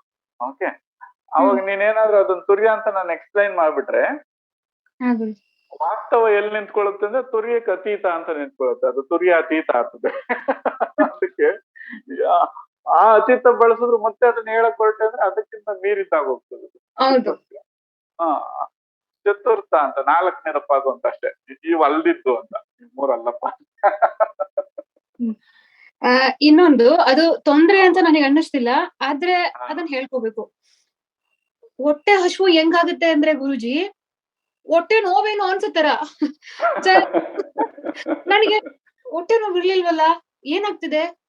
ಅದನ್ನ ಈ ತರ ತಿಳ್ಕೊಬೇಕಮ್ಮ. ಅನ್ವಾಂಟೆಡ್ ಮೆಟೀರಿಯಲ್ ಏನಿದೆ, ಬೇಡದ ವಸ್ತು, ಫ್ಯಾಟ್ ಇರ್ಬೋದು ಅಥವಾ ಅನ್ವಾಂಟೆಡ್ ಫ್ಯಾಟ್ ಏನಿದೆ, ಅದನ್ನ ಶರೀರ ಬಳಸ್ಕೊತಾ ಇರ್ತದೆ ಈಗ. ಸರಿ, ಅದಕ್ಕೆ ಈಗ ನೀನ್ ಮಾಡ್ಬೇಕಾಗಿರೋದು, ಶರೀರಕ್ಕೆ ಎಷ್ಟು ಬೇಕೋ ಅಷ್ಟೇ ಆಹಾರ ಕೊಡು, ಜಾಸ್ತಿ ಕೊಡ್ಬೇಡ ಈಗ. ಆಗ ಬಹಳ ಸುಂದರವಾಗಿ ಕಾಣ್ತೀಯಮ್ಮ, ಆರೋಗ್ಯವಾಗಿರ್ತೀಯ. ಅದಕ್ಕೆ ನಾನು ಇಷ್ಟೆಲ್ಲ ಕಷ್ಟ ಪಡ್ತಾ ಇದ್ರೆ ಹೊರಗಡೆ ಪಾಪ. ಅದು ಕೂಡ ಸುಲಭವಾಗಿ ಗಟ್ಟಿಸ್ಬಿಡುತ್ತೆ. ಆರೋಗ್ಯವಾಗಿ ಇರೋದಕ್ಕೆ ಎಷ್ಟು ಬೇಕೋ ಅಷ್ಟು ಆಹಾರ, ಅಂದ್ರೆ ಇದ್ರ ಅಸ್ಥಿರತೆಗಾಗಿ ಕೊಡ್ರಿ. ಆದ್ರೆ ತಿನ್ನೋದಕ್ಕಾಗೆ ಬದುಕಿದ್ದೀವಿ ಅಂತ ತಿನ್ಸ್ಬಿಡಿ ಅದಕ್ಕೆ. ಮೂರ್ ಟೈಮ್ ಏನ್ ತಿಂತಿದ್ದೆ ಅದೇ ತಿಂತಾ ಇದೀನಿ. ಆದ್ರೆ ಹಸು ಹೆಂಗಾಗತ್ತೆ ಅಂದ್ರೆ ಎಕ್ಸ್ಪೀರಿಯನ್ಸ್ ಮಾಡ್ತಿದ್ದೀನಿ. ಅಮ್ಮ ಅದನ್ನ ನಂಗೆ ಇದು ಅಷ್ಟು ಹಸು ತಿಳ್ಕೊಮ್ಮ. ಹೊಟ್ಟೆ ನೋವಾಗ್ತಿದೆ ಕರಗಿಸ್ತಾ ಇದೆ ಅನ್ವಾಂಟೆಡ್ ಇದು ಅಕ್ಯುಮುಲೇಟೆಡ್ ಇದು ಒಂದು ಒಳ್ಳೆ ಕಾರ್ಯ ನಡೀತಾ ಇರುವಾಗ ಸ್ವಲ್ಪ ಶರೀರಕ್ಕೆ ಎಷ್ಟು ಬೇಕೋ ಅಷ್ಟೇ ಮಿತವಾಗಿ ಆಹಾರ ಕೊಟ್ಬಿಟ್ಟಂದ್ರೆ ಆರೋಗ್ಯ ಬಹಳ ಚೆನ್ನಾಗಾಗುತ್ತೆ. ಬಹಳ ಚೆನ್ನಾಗಿರುತ್ತೆ. ಹಸುವಿದೆ ಅಂತ ಬಹಳ ತಿನ್ನಿಸ್ಬೇಡ ಅದಕ್ಕೆ. ಇಲ್ಲ ಇಲ್ಲ ಗುರುಜಿ. ಇಲ್ಲ ದೈನಂದಿನ ಕಾರ್ಯಕ್ರಮಕ್ಕೆ ಎಷ್ಟು ಬೇಕು ಅನ್ಸುತ್ತೋ ಅಷ್ಟನ್ನೇ ಕೊಡು. ಅಗತ್ಯವಾಗಿರುವಂತದ್ದು ಕೊಡಮ್ಮ. ಅದು ಹೇಗಾಗುತ್ತೆ, ಸುಮ್ನೆ ಇರ್ತೀನಿ 10 second, not more than 10 second, ಒಂದ್ ಕ್ಷಣ ಅಳ್ಳಾಡ್ಬಿಡುತ್ತೆ ಬಾಡಿ. ಮತ್ತೆ ಹೊರಟೋಗುತ್ತೆ. ಇದೇ ಏನಾಗ್ತಿದೆ ಅಂತ ನಾನು 2-3 ದಿನ ಕನ್ಫ್ಯೂಷನ್ ಮಾಡ್ಕೊಂಡೆ. ಆಮೇಲೆ ಮೇ ಬಿ ಈಗ ಎನರ್ಜಿ ಕನ್ಸಂಪ್ಷನ್ ಜಾಸ್ತಿ ಆಗ್ತಿದೆ ಬಾಡಿಲಿ ಅನ್ಸುತ್ತೆ, ಅದಕ್ಕೆ ಅದು ಆಹಾರ ಕೇಳ್ತಾ ಇದೆ ಅಂತ ನಾನ್ ಅನ್ಕೊಂಡು ನಿಮ್ ಜೊತೆ ಶೇರ್ ಮಾಡಿದ್ದು. ಈಗ ಅದಕ್ಕೆ ಆನ್ಸರ್ ಸಿಕ್ಕಿದೆ ಗುರುಜಿ. ಹೌದು. ಥ್ಯಾಂಕ್ ಯು ಗುರುಜಿ. ಆಯ್ತು. ನಮಸ್ತೆ. ನಮಸ್ತೆ. ನಮಸ್ತೆ ಗುರುಜಿ. ನಮಸ್ತೆಪ್ಪ. ಗುರುಜಿ, ಈಗ ಪ್ರವಚನನ ತಾವು ಶುರು ಮಾಡಿದಾಗ 25 ತತ್ವಗಳ ಬಗ್ಗೆ ಹೇಳಿದ್ರಿ ಅಪ್ಪಾಜಿ. ಅದನ್ನ ಯಾವ್ದು ತತ್ವಗಳು ಅಂತ ಸ್ವಲ್ಪ ತಿಳಿಸ್ಕೊಡಿ ಅಪ್ಪಾಜಿ. ಅಪ್ಪ ಅದನ್ನ ಮ್ಯಾಥಮೆಟಿಕ್ಸ್ ಬಹಳ ಕಷ್ಟ ಪಡ್ಬೇಡ್ರಿ, ಸರಿನಾ? ಈಗ ಬಹಳ ಹೊರಗಡೆ ಕಾಣಿಸಂತವು ಪಂಚಭೂತಗಳು ಅಂತ ಮಾತಾಡಿದ್ವಿ, ಅವು 5 ಇದಾವೆ, ಸರಿನಾ? ಇನ್ನು ಕಣ್ಣು, ಕಿವಿ, ಮೂಗು ಮತ್ತೆ ಡಿಸ್ಪ್ಲೇ ಅಂತ ಏನ್ ಹೇಳಿದ್ವಿ, ಇದೊಂದು ಚರ್ಮ ಅಂತ, ಇವು 5 ಇದಾವೆ ಪಂಚೇಂದ್ರಿಯಗಳು. ಓಕೆ. ಅಂತಃಕರಣಗಳನ್ನ ಮನಸ್ಸು, ಬುದ್ಧಿ, ಚಿತ್ತ, ಅಹಂಕಾರ ಇವನ್ 4 ಇದಾವೆ. ಈಗ ಮೇನ್ ಈ 14 ಐಟಮ್ಸ್ ನ ಬಳಸ್ಕೊಂಡು ಹೋಗೋಣ. ಈಗ ಬಹಳ ಸುಲಭವಾಗಿ ಸಿಗ್ತಾವಲ್ಲಪ್ಪ ಈಗ. ಅಕ್ಸೆಸಿಬಿಲಿಟಿ ಆಚೆ ಇರುವಂತ 5 ಕಾಣಿಸ್ತಾ ಇದಾವೆ ಪಂಚಭೂತಗಳು, ಸರಿನಾ? ಪಂಚೇಂದ್ರಿಯಗಳು ಕಾಣಿಸ್ತಾ ಇದಾವೆ, ಬಹಳ ಎಲ್ಲಾರ್ಗು ಸುಲಭವಾಗಿ ಸಿಗ್ತವೆ. ಹೌದಾ? ಗೊತ್ತಾಗ್ತಾ ಇದೆಯಲ್ಲಪ್ಪ? ಗೊತ್ತಾಗ್ತಾ ಇದೆ ಗುರುಜಿ, ಸ್ಪಷ್ಟವಾಗಿ ಗೊತ್ತಾಗ್ತಾ ಇದೆ ಗುರುಜಿ. ಹಾಗೆ ಅಂತಃಕರಣಗಳು ಮನಸ್ಸು, ಬುದ್ಧಿ, ಚಿತ್ತ, ಅಹಂಕಾರ. ಸರಿ, ಈ 14 ಈಗ ಸರಿಯಾಗಿ ಬಳಸೋದಕ್ಕೆ ಪ್ರಾರಂಭ ಮಾಡೋಣ. ಈಗ ಕಾನ್ಶಿಯಸ್ ಆತ್ಮ ಅಥವಾ ಇದೇನಿದೆ, ಸಾಕ್ಷಿತ್ವ ಅಂತ ಏನಿದೆ, ಸತ್ ಅಂತ ಏನಿದೆ, ಅದಾದ್ರ ಕೆಲಸ ಮಾಡ್ತಾ ಇದೆ. ಅದು ಅದನ್ನ ಬಳಸ್ಕೊಂಡೆ ಇವನ್ನೆಲ್ಲ ನೋಡ್ಬೇಕೀಗ. ಅದೇ ಮೇನ್ ಟೂಲ್. ನಾನು ಅಂತ ಏನ್ ಕರೀತಾ ಇದ್ರೆ ಅವನು ಮೇನ್. ಓಕೆ. ಈಗ ಈ 15 ಜನರ ಸಂಸಾರನ ಮೊದಲು ನೋಡ್ತಾ ಹೋಗೋಣ, ಸರಿನಾ? ಆಮೇಲೆ ಹೆಚ್ಚೆಚ್ಚಾಗಿ ಒಂದೇ ಸಲ ಸಬ್ಜೆಕ್ಟ್ ಕೊಟ್ಬಿಟ್ರೆ ಬಹಳ ಗಲಿಬಿಲಿ ಆಗ್ತಾರೆ. ಈಗ ಗೊತ್ತಿಲ್ದೇನೆ ಅವನು ಬಳಸ್ತಾ ಇದೀವಲ್ಲಪ್ಪ. ಮೊದಲನೇ ದಿನ ಕಣ್ಣು ಕಡೆ ಗಮನ ಕೊಡಿ ಅಂದ್ವಿ, ಕಿವಿ ಕಡೆ ಕೊಡಿ, ಮೂಗು, ಇವೆಲ್ಲ ಇದ್ವು ಅನ್ನೋದು ಮರ್ತು ಬಿಟ್ಟಿದ್ವಲ್ಲಪ್ಪ. ಹೌದು. ಆ ಪಂಚಭೂತಗಳಿಗೆ ಬೇಕು ಅಂತ ಧನ್ಯತೆಯನ್ನು ಹೇಳಿಸಿದ್ವಿ, ಯಾಕಂದ್ರೆ ಅದ್ರ ಪರಿಚಯ ಆಗ್ಲಿ ಅಂತ. ಓಕೆ. ಬೇಕು ಅಂತ ಧನ್ಯತೆ ಹೇಳಿಸ್ತಾ ಹೋದ್ವಲ್ಲಪ್ಪ. ಹಾಗೆ ಆಮೇಲೆ ಜೀವನ ಪೂರ್ತಿ ಇದ್ರ ಬಗ್ಗೆ ಕಲಿಯೋದಿದ್ದೇ ಇದೆ, ನಿಧಾನ ಕಲಿತಾ ಹೋಗೋಣ. ಆಮೇಲೆ ಕೆಲವನ್ನ ಸಾನ್ನಿಧ್ಯದಲ್ಲಿ ತಿಳಿಸ್ಕೊಡ್ಬೇಕಾಗ್ತದೆ. ಓಕೆ. ಈಗ ತಮಗೆ ಖುಷಿ ಆಯ್ತು, ಆ ಖುಷಿ ಆಗೋದನ್ನ ಯಾವ್ದು ಎಲ್ಲಿ ಅಂತ ತೋರಿಸಿದ್ರೆ ಹೆಂಗ್ ತೋರಿಸ್ತೀರಾ? ಸೊ ಕೆಲವನ್ನ ಸೌಜ್ಞ ಮೂಲಕ ಅರ್ತ್ಕೋಬೇಕಾಗ್ತದೆ. ಒಂದ್ ಹಂತಕ್ಕೆ ಪ್ರಿಪೇರ್ ಆಗಿ, ಎಲ್ಲಾರು ಪ್ರಿಪೇರ್ ಆಗಿ. ಓಕೆನಾ? ಅದಾದ್ಮೇಲೆ ಇಲ್ಲಿ ಒಂದಷ್ಟು ಕಾಲ ಸಾನ್ನಿಧ್ಯದಲ್ಲಿ ತಿಳಿಬೇಕು ಅನ್ನೋ ಒಂದು ಇದು ಹೇಳ್ತಾ ಇದ್ವಲ್ಲ, ಪ್ರೋಗ್ರಾಮ್ ಹೇಳ್ತಾ ಇದ್ವಿ. ಈ ಮಿನಿಮಮ್ ಬೇಸಿಕ್ಸ್ ಮುಗಿಸ್ಕೊಂಡ್ರೆ ಅವ್ರನ್ನ ಹಂಗೆ ಕಂಟಿನ್ಯೂಟಿ ಕೊಡೋಣ. ಅದಕ್ಕೆ ಎಷ್ಟು ಯಾವ್ದು ಸಾಧ್ಯನೋ ಅದನ್ನ ಮೌಖಿಕವಾಗಿ ಹೇಳೋದಕ್ಕೆ ಪ್ರಯತ್ನ ಮಾಡೋಣ. ಒಟ್ನಲ್ಲಿ ಆತರ ಬೀಳ್ದು ನಿಧಾನವಾಗಿ ಎಲ್ಲಾನು ಒಂದೊಂದಾಗ ಕಲಿತಾ ಹೋಗೋಣ. ಮತ್ತೆ ಏನಾದ್ರಿ ಗುರುಜಿ? ಆಮೇಲೆ ಹಂಸ ಅಂದ್ರೆ ಹಿಂದೊಮ್ಮೆ ಹೇಳಿದ್ರಿ ಗುರುಜಿ. ಹೌದಪ್ಪ, ಬಹಳ ಅದನ್ನ ನೀವು ಆ ಸತ್ಸಂಗದಲ್ಲೇ ಕೇಳಿ. ಅದನ್ನ ಸುಮಾರು 20-25 ನಿಮಿಷಗಳ ಕಾಲ ಮಾತಾಡಿದೆ ಅದು, ಸರಿನಾ? ಈಗ ಅದ್ರ ಬಗ್ಗೆ ಕೇಳಿದ್ರೆ ಬಹಳ ನಿಮ್ಗೆ ಚೆನ್ನಾಗಿರುತ್ತೆ. ಓಕೆ. ಆಗ್ಲಿ ಗುರುಜಿ. ಜೀವದ ಅಸ್ತಿತ್ವಕ್ಕೆ ಕಾರಣವಾಗಿರುವಂತದ್ದು ಯಾವ್ದಿದೆಯೋ, ಜೀವದ ಆಹಾರ ಯಾವ್ದೋ, ಅದಕ್ಕೆ ನಾವು ಹಂಸ ಅಂತ ಕರಿತೀವಿ. ಈ ಕರ್ತೃತ್ವ ಅಂತ ಏನಿದೆಯಲ್ಲಪ್ಪ, ಹಾ ಗುರುಜಿ. ಈ ಕರ್ತೃತ್ವಕ್ಕೆ ಆಹಾರ ಅದು. ಅದಿದ್ರಷ್ಟೇ ಈ ಜೀವ ಅನ್ನೋದಿರುತ್ತೆ. ಓಕೆ. ಆ ಅದನ್ನ ಬೇರೆ ಬೇರೆ ಕೆಲವರು ಸ್ವಲ್ಪ ಸ್ಥೂಲವಾಗಿ, ಅಂದ್ರೆ ಅದೇ ಪದನ ಬಳಸ್ಕೊಳ್ಳೋದ್ರಿಂದ ಕೆಲವರು ಸ್ಥೂಲವಾಗಿ ಅರ್ಥ ಕೊಡ್ತಾರೆ. ಅದು ತಪ್ಪು ಅಂತಲ್ಲ, ಆ ಒಂದು ತಂತ್ರಕ್ಕೆ ಅದು ಸರಿಯದು. ಓಕೆ. ಆದ್ರೆ ನೀವ್ ಹೇಗ್ ಅದನ್ನ ಅರ್ಥ ಮಾಡ್ಕೊಳ್ತೀರಾ ಅನ್ನೋದು ನಿಮಗೆ ಬಿಟ್ಟಿದ್ದದು. ಓಕೆ. ಅದು ಈಗ ಒಂದೊಂದಕ್ಕೂ ಒಂದೊಂದು ಆಧಾರ ಇರುತ್ತಲ್ವಾ. ಸೊ ಈ ಜೀವಕ್ಕೆ ಆ ಹಂಸನೇ ಆಹಾರ, ಅದು ಅಂದ್ರೆ ಹಂಸನೇ ಆಧಾರ. ಮಹಾಪ್ರಾಣ ಅಂತ ಏನ್ ಕರಿತೀವಿ ಹೊರಗಡೆ, ಆ ಮಹಾಪ್ರಾಣವನ್ನ ಸದಾ ಇಲ್ಲಿಗೆ ತಗೊಂಡ್ಬರೋದು ಮತ್ತೆ ವಾಪಸ್ ಕೊಡುವಂಥದ್ದು. ಈಗ ಬರೀ ಗಾಳಿ ಅಲ್ಲ ಅದು, ಬರೀ ಪ್ರಾಣವಾಯು ಅಲ್ಲ ಅದು, ಅದ್ರಲ್ಲಿ ಏನೋ ಒಂದು ಅಂಶ ಇದೆ, ಅದು ಬಹಳ ಸೇರಿರುವಂತದ್ದು. ಓಕೆ. ಈಗ ಗಾಳಿ ಒಂದು ಕೊಟ್ಬಿಟ್ರೆ ಜೀವ ಎದ್ಬಿಡುತ್ತಪ್ಪ? ಇಲ್ಲ ಗುರುಜಿ.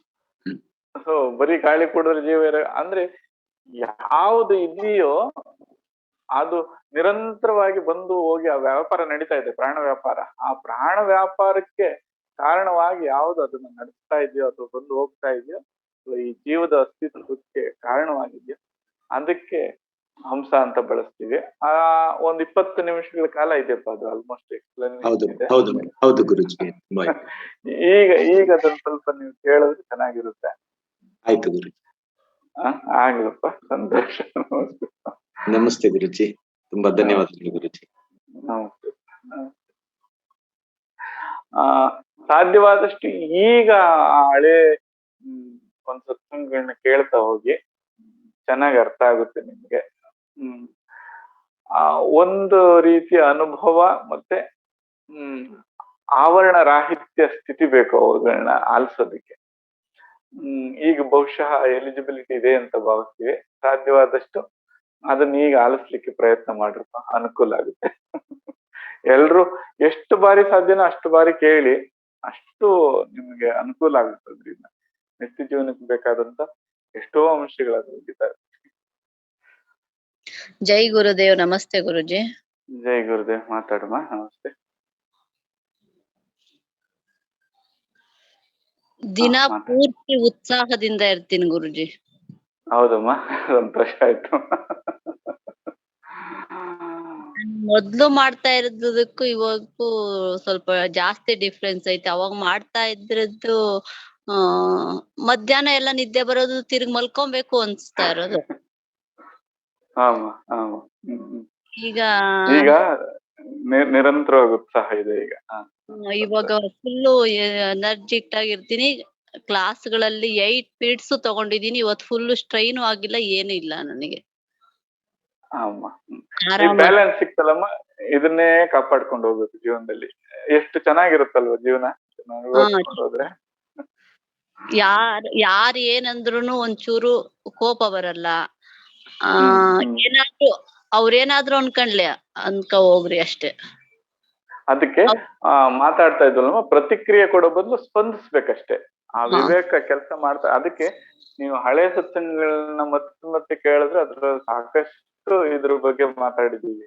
ಅವೆಲ್ಲ ಜೀವನದಲ್ಲಿ ವಜ್ರಗಳಿದ್ದಾಗ ಅವು. ಬಹುಶಃ ಈಗಿದೆಯಲ್ಲಮ್ಮ, ಈ ಸ್ಥಿತಿಯಿಂದ ಕೇಳಿಸ್ಕೊಂಡ್ರೆ ವಿಶೇಷವಾಗಿ ಅರ್ಥ ಆಗ್ತಾವೆಲ್ಲ.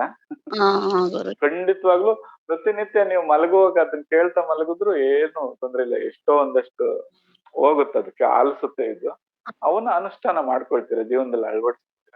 ಹೇಳಮ್ಮ. ಮತ್ತೆ ಚೆನ್ನಾಗಿದೆ ಗುರುಜಿ ಎಕ್ಸ್ಪೀರಿಯನ್ಸ್ ಎಲ್ಲ.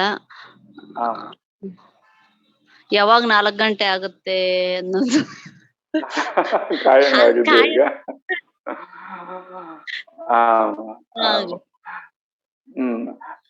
ಸಾಕಷ್ಟು ಎಲ್ಲ ಅನುಭವದಲ್ಲಿ ಬರ್ತಾ ಇದೆಯಲ್ಲಮ್ಮ.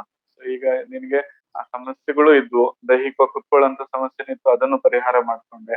ಈಗ ದಿನಪೂರ್ತಿ ಉಲ್ಲಾಸವಾಗಿರ್ತೀಯ ಅಂತ ಹೇಳ್ತೀವಿ. ಆಮೇಲೆ ಎಲ್ರುನು ಆ 45 ನಿಮಿಷ ಅಥವಾ 1 ಗಂಟೆ ಧ್ಯಾನ ಕಾರ್ಯಕ್ರಮ ಬರೀ 1 ನಿಮಿಷದಲ್ಲಿ ಮುಗ್ದೋಗ್ತಾ ಇದೆ ಅಂತ ಹೇಳ್ತಾ ಇದಾರೆ. ಮತ್ತೆ ಕೆಲವರು ಮತ್ತೆ ಅದನ್ನ 6-6:30 ಮುಂದುವರಿಸ್ತಾ ಇದಾರೆ ಕೆಲವರು. ಗುರುಜಿ ಅದ್ ಮುಂದುವರಿಸ್ಬೋದು. ಮನೆ ಕೆಲ್ಸ ಇರೋದ್ರಿಂದ ಮುಂದುವರ್ಸಕ್ ಬೇಡಮ್ಮ, ಅದನ್ನ 45 ನಿಮಿಷ ಸಾಕಾಗುತ್ತೆ. ಪಾಪ ಅದನ್ನ ಆನಂದ ಪಡ್ತಾರೆ ಅಂದ್ರೆ ಅದನ್ನ ಅವ್ರಿಗೆ ಅವಕಾಶ ಕೊಡ್ಬೋದು, ಏನ್ ತಪ್ಪೇನಲ್ಲ. ಆಮೇಲೆ ಸದಾ ಎಚ್ಚರ ಇರ್ತಾರ. ಈಗ ಹೇಳ್ತಾ ಇದ್ದೀನಮ್ಮ ದಿನ. ಹೇಳಿ. ಹೇಳಿ ಗುರುಜಿ, ನೀವೇನು? ಸದಾ ಎಚ್ಚರವಾಗಿರ್ತಿರಲ್ಲಮ್ಮ. ಈಗ ದಿನಪೂರ್ತಿ ಧ್ಯಾನನೇ ಆಯ್ತಲ್ಲ. ಈಗ ಹೇಳ್ದಲ್ಲ, ದಿನ ಎಲ್ಲ ಖುಷಿಯಾಗಿರ್ಬೇಕಾದ್ರೆ ಅದು ಧ್ಯಾನನೇ ತಾನೆ. ಯಾವುದೇ ಮಾಡಿದ್ರೂನು ಸಂತೋಷ ಆಗುತ್ತೆ ಗುರುಜಿ. ನೋಡಮ್ಮ, ಇಷ್ಟೇ. ಯಾವ ಅವಸ್ಥೆಯಲ್ಲಿದ್ರು ಇವನು ಆಂದೋಲನಕ್ಕೊಳಗಾಗ್ದಿರ ನಾನು ಆರಾಮಾಗಿದ್ದೀನಿ, ಈ ಯುಕ್ತಿಯನ್ನು ಕಲ್ತ್ಕೋಬೇಕಷ್ಟೇ. ಈ ಬದುಕನ್ನ ಬಾಳೋದಕ್ಕೆ ಇವೆಲ್ಲ ಬೇಕಾಗಿದೆ ಹೊರತು ಇದನ್ನ ತಪ್ಪಿಸ್ಕೊಳಕಲ್ಲ. ಸೊ ಯಾವ ಅದು ಜಾಗೃತ ಅವಸ್ಥೆ ಇರ್ಲಿ, ಸ್ವಪ್ನಾವಸ್ಥೆ ಇರ್ಲಿ, ಅಥವಾ ನಿದ್ರಾವಸ್ಥೆನ ತೃಪ್ತಿಯಾಗಿ ಆಗ್ಬೇಕು. ಅದು ಡಿಸ್ಟರ್ಬ್ ಸ್ಲೀಪ್ ಅಲ್ಲ, ತುಂಬಾ ನೆಮ್ಮದಿಯಾಗಬೇಕು. ಅದಕ್ಕೆ ಏನು ಬೇಕೋ ಇಲ್ಲಿ ನಾವು ಅವ್ರನ್ನ ಕಲ್ತ್ಕೋಬೇಕಷ್ಟೇ. ಇದನ್ನ ಕಲ್ತ್ಕೊಂಡು ಈ ಡ್ರೈವಿಂಗ್ ಕಲ್ತ್ಕೊಂಡು ಡ್ರೈವಿಂಗ್ ಮಾಡ್ದಾಗೆ. ಬಹಳ ಸಂತೋಷ ಆಯ್ತು ಕೇಳಿ. ಇದನ್ನ ಲೈಫ್ ಅಲ್ಲಿ ಅಡಾಪ್ಟ್ ಮಾಡ್ಕೊಂಡ್ಬಿಡ್ಬೇಕು ಗುರುಜಿ. 4 ಗಂಟೆಗೆ ಹೇಳಿದ್ರಮ್ಮ ಪ್ರತಿನಿತ್ಯ ಊಟ ಮಾಡಿದಾಗೆ ಇದನ್ನ ಕಂಪಲ್ಸರಿಯಾಗಿ ಇಟ್ಕೋಬೇಕು. ಇದನ್ನ 45 ದಿನ ಮಾಡ್ಬಿಟ್ವಿ ಅಥವಾ 48 ದಿನ ಮಾಡ್ಬಿಟ್ವಿ ಬಿಟ್ಬಿಟ್ವಿ ಅಂತಲ್ಲ. ಇದನ್ನ ನಿರಂತರವಾಗಿ ಇಟ್ಕೊಂಡ್ರೆ ಎಷ್ಟು ಉಲ್ಲಾಸವಾಗಿದ್ದೀರ ನೋಡಿ. ಅಮ್ಮ ಅವ್ರು ಹೇಳ್ತಾ ಇದ್ರು 85 ವರ್ಷ ವಯಸ್ಸವ್ರಿಗೆ ಎಷ್ಟು ಉತ್ಸಾಹವಾಗಿದ್ದಾರೆ. ಗುರುಜಿ, ನಾನು ಅದಕ್ಕೆ ಇವಾಗ ಒಂದ್ ಸ್ವಲ್ಪ ವಯಸ್ಸಾಗಿದೆ ಅಂದ್ರೂ ಒಂದ್ 36 ಆಗಿದೆ. ನಾನ್ 90 ವರ್ಷ ಇದ್ರೂನು ಇದೇ ಉತ್ಸಾಹದಾಗಿರ್ಬೇಕು. ಏನಾನ ಒಂದ್ ಸಾಧನೆ ಮಾಡೇ ಹೋಗ್ಬೇಕು ಇಲ್ಲಿಂದ. ಹೌದಲ್ಲಮ್ಮ. ಬಂದ ಮೇಲೆ ಈ ಸಂತೆಗೆ ಬಂದ್ಮೇಲೆ ಒಳ್ಳೆ ವ್ಯಾಪಾರ ಮಾಡ್ಕೊಂಡು ಹೋಗ್ಬೇಕು. ಸುಮ್ನೆ ಬಂದ್ವಿ ಹೋದ್ವಿ ಅಂತ ಇರ್ಬಾರ್ದು. ಓದ್ವಿ ಅಂತ ಇರಬಾರ್ದು. ಅದು ಒಂದು ಮೈಂಡ್ ಅಲ್ಲಿ ಫಿಕ್ಸ್ ಆಗಿ ಹೋಗಿದೆ. ಇಲ್ಲಿಂದ ಹೋಗ್ಬೇಕಾದ್ರೆ ಏನೋ ಒಂದು ಜಾಸ್ತಿ ಬಹಳ ಪುಟ್ಟ ಮಕ್ಕಳೆಲ್ಲ ನಿಮ್ ಜೊತೆ ಇರ್ತಾರೆ. ನೀವು ಟೀಚರ್ ಆಗಿರೋದು, ನಿಮ್ ಪ್ರಭಾವ ಎಲ್ಲ ಅವ್ರ ಮೇಲೆ ಬೀಳುತ್ತೆ. ಅವು ಒಳ್ಳೆ ಸಂಸ್ಕಾರ ಪಡ್ಕೊಂಡು ಒಳ್ಳೆ ಜೀವಿಗಳಾಗ್ತದೆ. ಗುರುಜಿ ಹೋಗ್ಬಿಟ್ಟಿದೆ ಗುರುಜಿ. ಎಲ್ಲಾ ಮಕ್ಳು ಇಷ್ಟಪಟ್ಟು ಸ್ಟಾರ್ಟ್ ಮಾಡ್ಬಿಟ್ಟವ್ರೆ. ಹೌದಮ್ಮ. ನಾನೇ ಇರ್ಬೇಕಂತೆ. ಹಂಗೆ ಅದು ಇರ್ಲಿ, ಪರವಾಗಿಲ್ಲ. ಕಾರುಣ್ಯ ಎಲ್ಲಾ ಮಕ್ಕಳ ಮೇಲೆ ಬರ್ಬೇಕು, ಪ್ರೀತಿ ಬರ್ಬೇಕು. ಆ ಪ್ರೀತಿನ ಗ್ರಹಿಸಿದ್ವು ಅಂದ್ರೆ ನಾವು ಹೇಗಿರ್ತೀವೋ ಪ್ರಪಂಚ ಎಲ್ಲ ಅದನ್ನ ಗ್ರಹಿಸ್ತದೆ. ಅವರು ಅನುಕರಣೆ ಮಾಡುವಂತ ಸಮಯ ಮಕ್ಕಳವು. ನಾವು ಹೇಗೆ ವರ್ತನೆ ಮಾಡ್ತೀವೋ ಹಾಗೆ ಇರ್ತಾವ. ಅದರಿಂದ ನಾವು ಪ್ರೇಮ ಪೂರ್ವಕವಾಗಿ ಬಹಳ ಕಾರುಣ್ಯದಿಂದ ವರ್ತಿಸುತ್ತೆ ಅವ್ರ ಜೊತೆ ಆಗಿದ್ವಿ ಅಂದ್ರೆ ಅದೇ ನೆಲೆಗೊಳ್ಳುತ್ತೆ. ನಮ್ಮನ್ನ ನೋಡಿ ಅದನ್ನೇ ಅಳವಡಿಸ್ಕೊಳ್ತಾರೆ. ಆಮೇಲೆ ಒಂದಷ್ಟು ಕಾಲ ಆದ್ಮೇಲೆ ನಾವ್ ಇರಿ ಅಂತ ಹೇಳ್ಬೇಕು. ಮಕ್ಕಳನ್ನ ಬೆಳೆಸ್ಬೇಕಾದ್ರೆ ಮೊದಲು ಅನುಕರಣೆ, ಅವ್ರು ನೋಡಿ ನಮ್ಮನ್ನ ಅನುಕರಿಸ್ತಾರೆ. ನೆಕ್ಸ್ಟ್ ಅನುಶಾಸನ. ಅವ್ರಿಗೆ ಏನ್ ಬೇಕು ಅಂತ ಗೊತ್ತಿಲ್ಲ. ಮನೇಲಿ ಹೋಗಿ ಇವರೆಲ್ಲ ನೀನ್ ಗೋಬಿ ತಿಂತೀಯಾ, ಪಾನಿಪುರಿ ತಿಂತೀಯಾ ಅಂತ ಅವ್ನು ಕೇಳಿದನ್ನೆಲ್ಲ ಕೊಡೋದಲ್ಲ. ನಿಮಗ್ ಗೊತ್ತಿರ್ಬೇಕು ಏನ್ ಕೊಡ್ಬೇಕು ಅಂತ. ಅನುಶಾಸನ ಅಂತೀವಿ. By order. ಅವನಿಗೆ ಏನ್ ಗೊತ್ತು ಪಾಪ, ಹಿಂಗ ಬೆಳೆಸಿ. ಇಲ್ಲ ಗುರುಜಿ, ನನ್ ಮಗ ಗೋಬಿನೇ ತಿನ್ನೋದು, ನನ್ನ ಮಗ ದಿನ ಬಿಸ್ಕೆಟೇ ಬೇಕು, ಅವನಿಗೆ ಬ್ರೆಡ್ಡೇ ಬೇಕು, ಸಾರಿ ಮೊಬೈಲೇ ಬೇಕು. ಇದನ್ನ ಯಾರು ಕೊಡ್ಬೇಕಾಗಿರೋದು? By order. ಸೊ ಒಂದು ಹಂತದ ಮೇಲೆ ಈಗ 6 ವರ್ಷಗಳ ಕಾಲ ಅವ್ರೇನ್ ಮಾಡ್ತಾರೆ, ಅನುಕರಣೆ ಮಾಡ್ತಾ ಹೋಗ್ತಾರೆ. ಸುಮ್ಮನೆ ನೋಡ್ತಾ ಹೋಗ್ತಾರೆ 7 ವರ್ಷದವರೆಗೂ. ಅದನ್ನೆಲ್ಲ ಗ್ರಹಿಸ್ತಾ ಹೋಗ್ತಾರೆ. ಆ 6ರಿಂದ ನೀವೇನ್ ಮಾಡ್ಬೇಕು, ಅವನಿಗೆ ಏನು ಬೇಕು ಅದನ್ನ ನೀವು ಕೊಡ್ಬೇಕು. ಪೋಷಕರಾಗಿ ಗುರುಗಳಾಗಿ ನೀನ್ ಹಿಂಗ್ ಮಾಡಪ್ಪ ಅಂತ ಹೇಳ್ಬೇಕು. 14 ವರ್ಷದ ನಂತರ ಸ್ವಲ್ಪ ಗ್ರಹಣ ಸಾಮರ್ಥ್ಯ ಬರ್ತದೆ. ಅನುಸಂಧಾನ, ಅವನಿಗೆ ಫ್ರೆಂಡ್ ತರ ಗೈಡ್ ಮಾಡ್ತಾ ಹೋಗ್ಬೇಕು. ಎಲ್ಲಿ ತಪ್ತಾನೋ ಅಲ್ಲಷ್ಟೇ ತಿದ್ದದ್ದು. ಆಮೇಲೆ ನೋಡಪ್ಪ, ಸೊ ಯಾವ್ದು ಸರಿ ಯಾವ್ದು ಸರಿ ನೀನ್ ನಿರ್ಣಯ ಮಾಡ್ಕೊಂಡು ಅದನ್ನ ಅಳವಡಿಸು ಅಂತ ಹೇಳ್ತಾ ಹೋಗ್ಬೇಕು. ಆಗ ಅನುಸಂಧಾನ ಆದ್ರೆ ಇದು ಕಲಿಕೆ ವಿಧಾನ. ಹೀಗಾಗಿ ನಿಮ್ಮ ಪಾತ್ರ ಬಹಳ ಇರುತ್ತಮ್ಮ ಮಕ್ಕಳ ಮೇಲೆ. ನೀವ್ ಹಂಗಿರಿ, ಪರವಾಗಿಲ್ಲ. ಅವ್ರು ಮುಂದೆ ಜೀವನದಲ್ಲಿ ಅವ್ರು ಅದನ್ನೇ ಅಳವಡಿಸ್ಕೊತಾರೆ ಮುಂದೆ. ನಮ್ಗಿಂತ ಟೀಚರ್ ಇದ್ರು ನಾವು ಆಗಿರ್ಬೇಕು ಅಂತ. ಆಗ್ಲಮ್ಮ, ಸಂತೋಷ.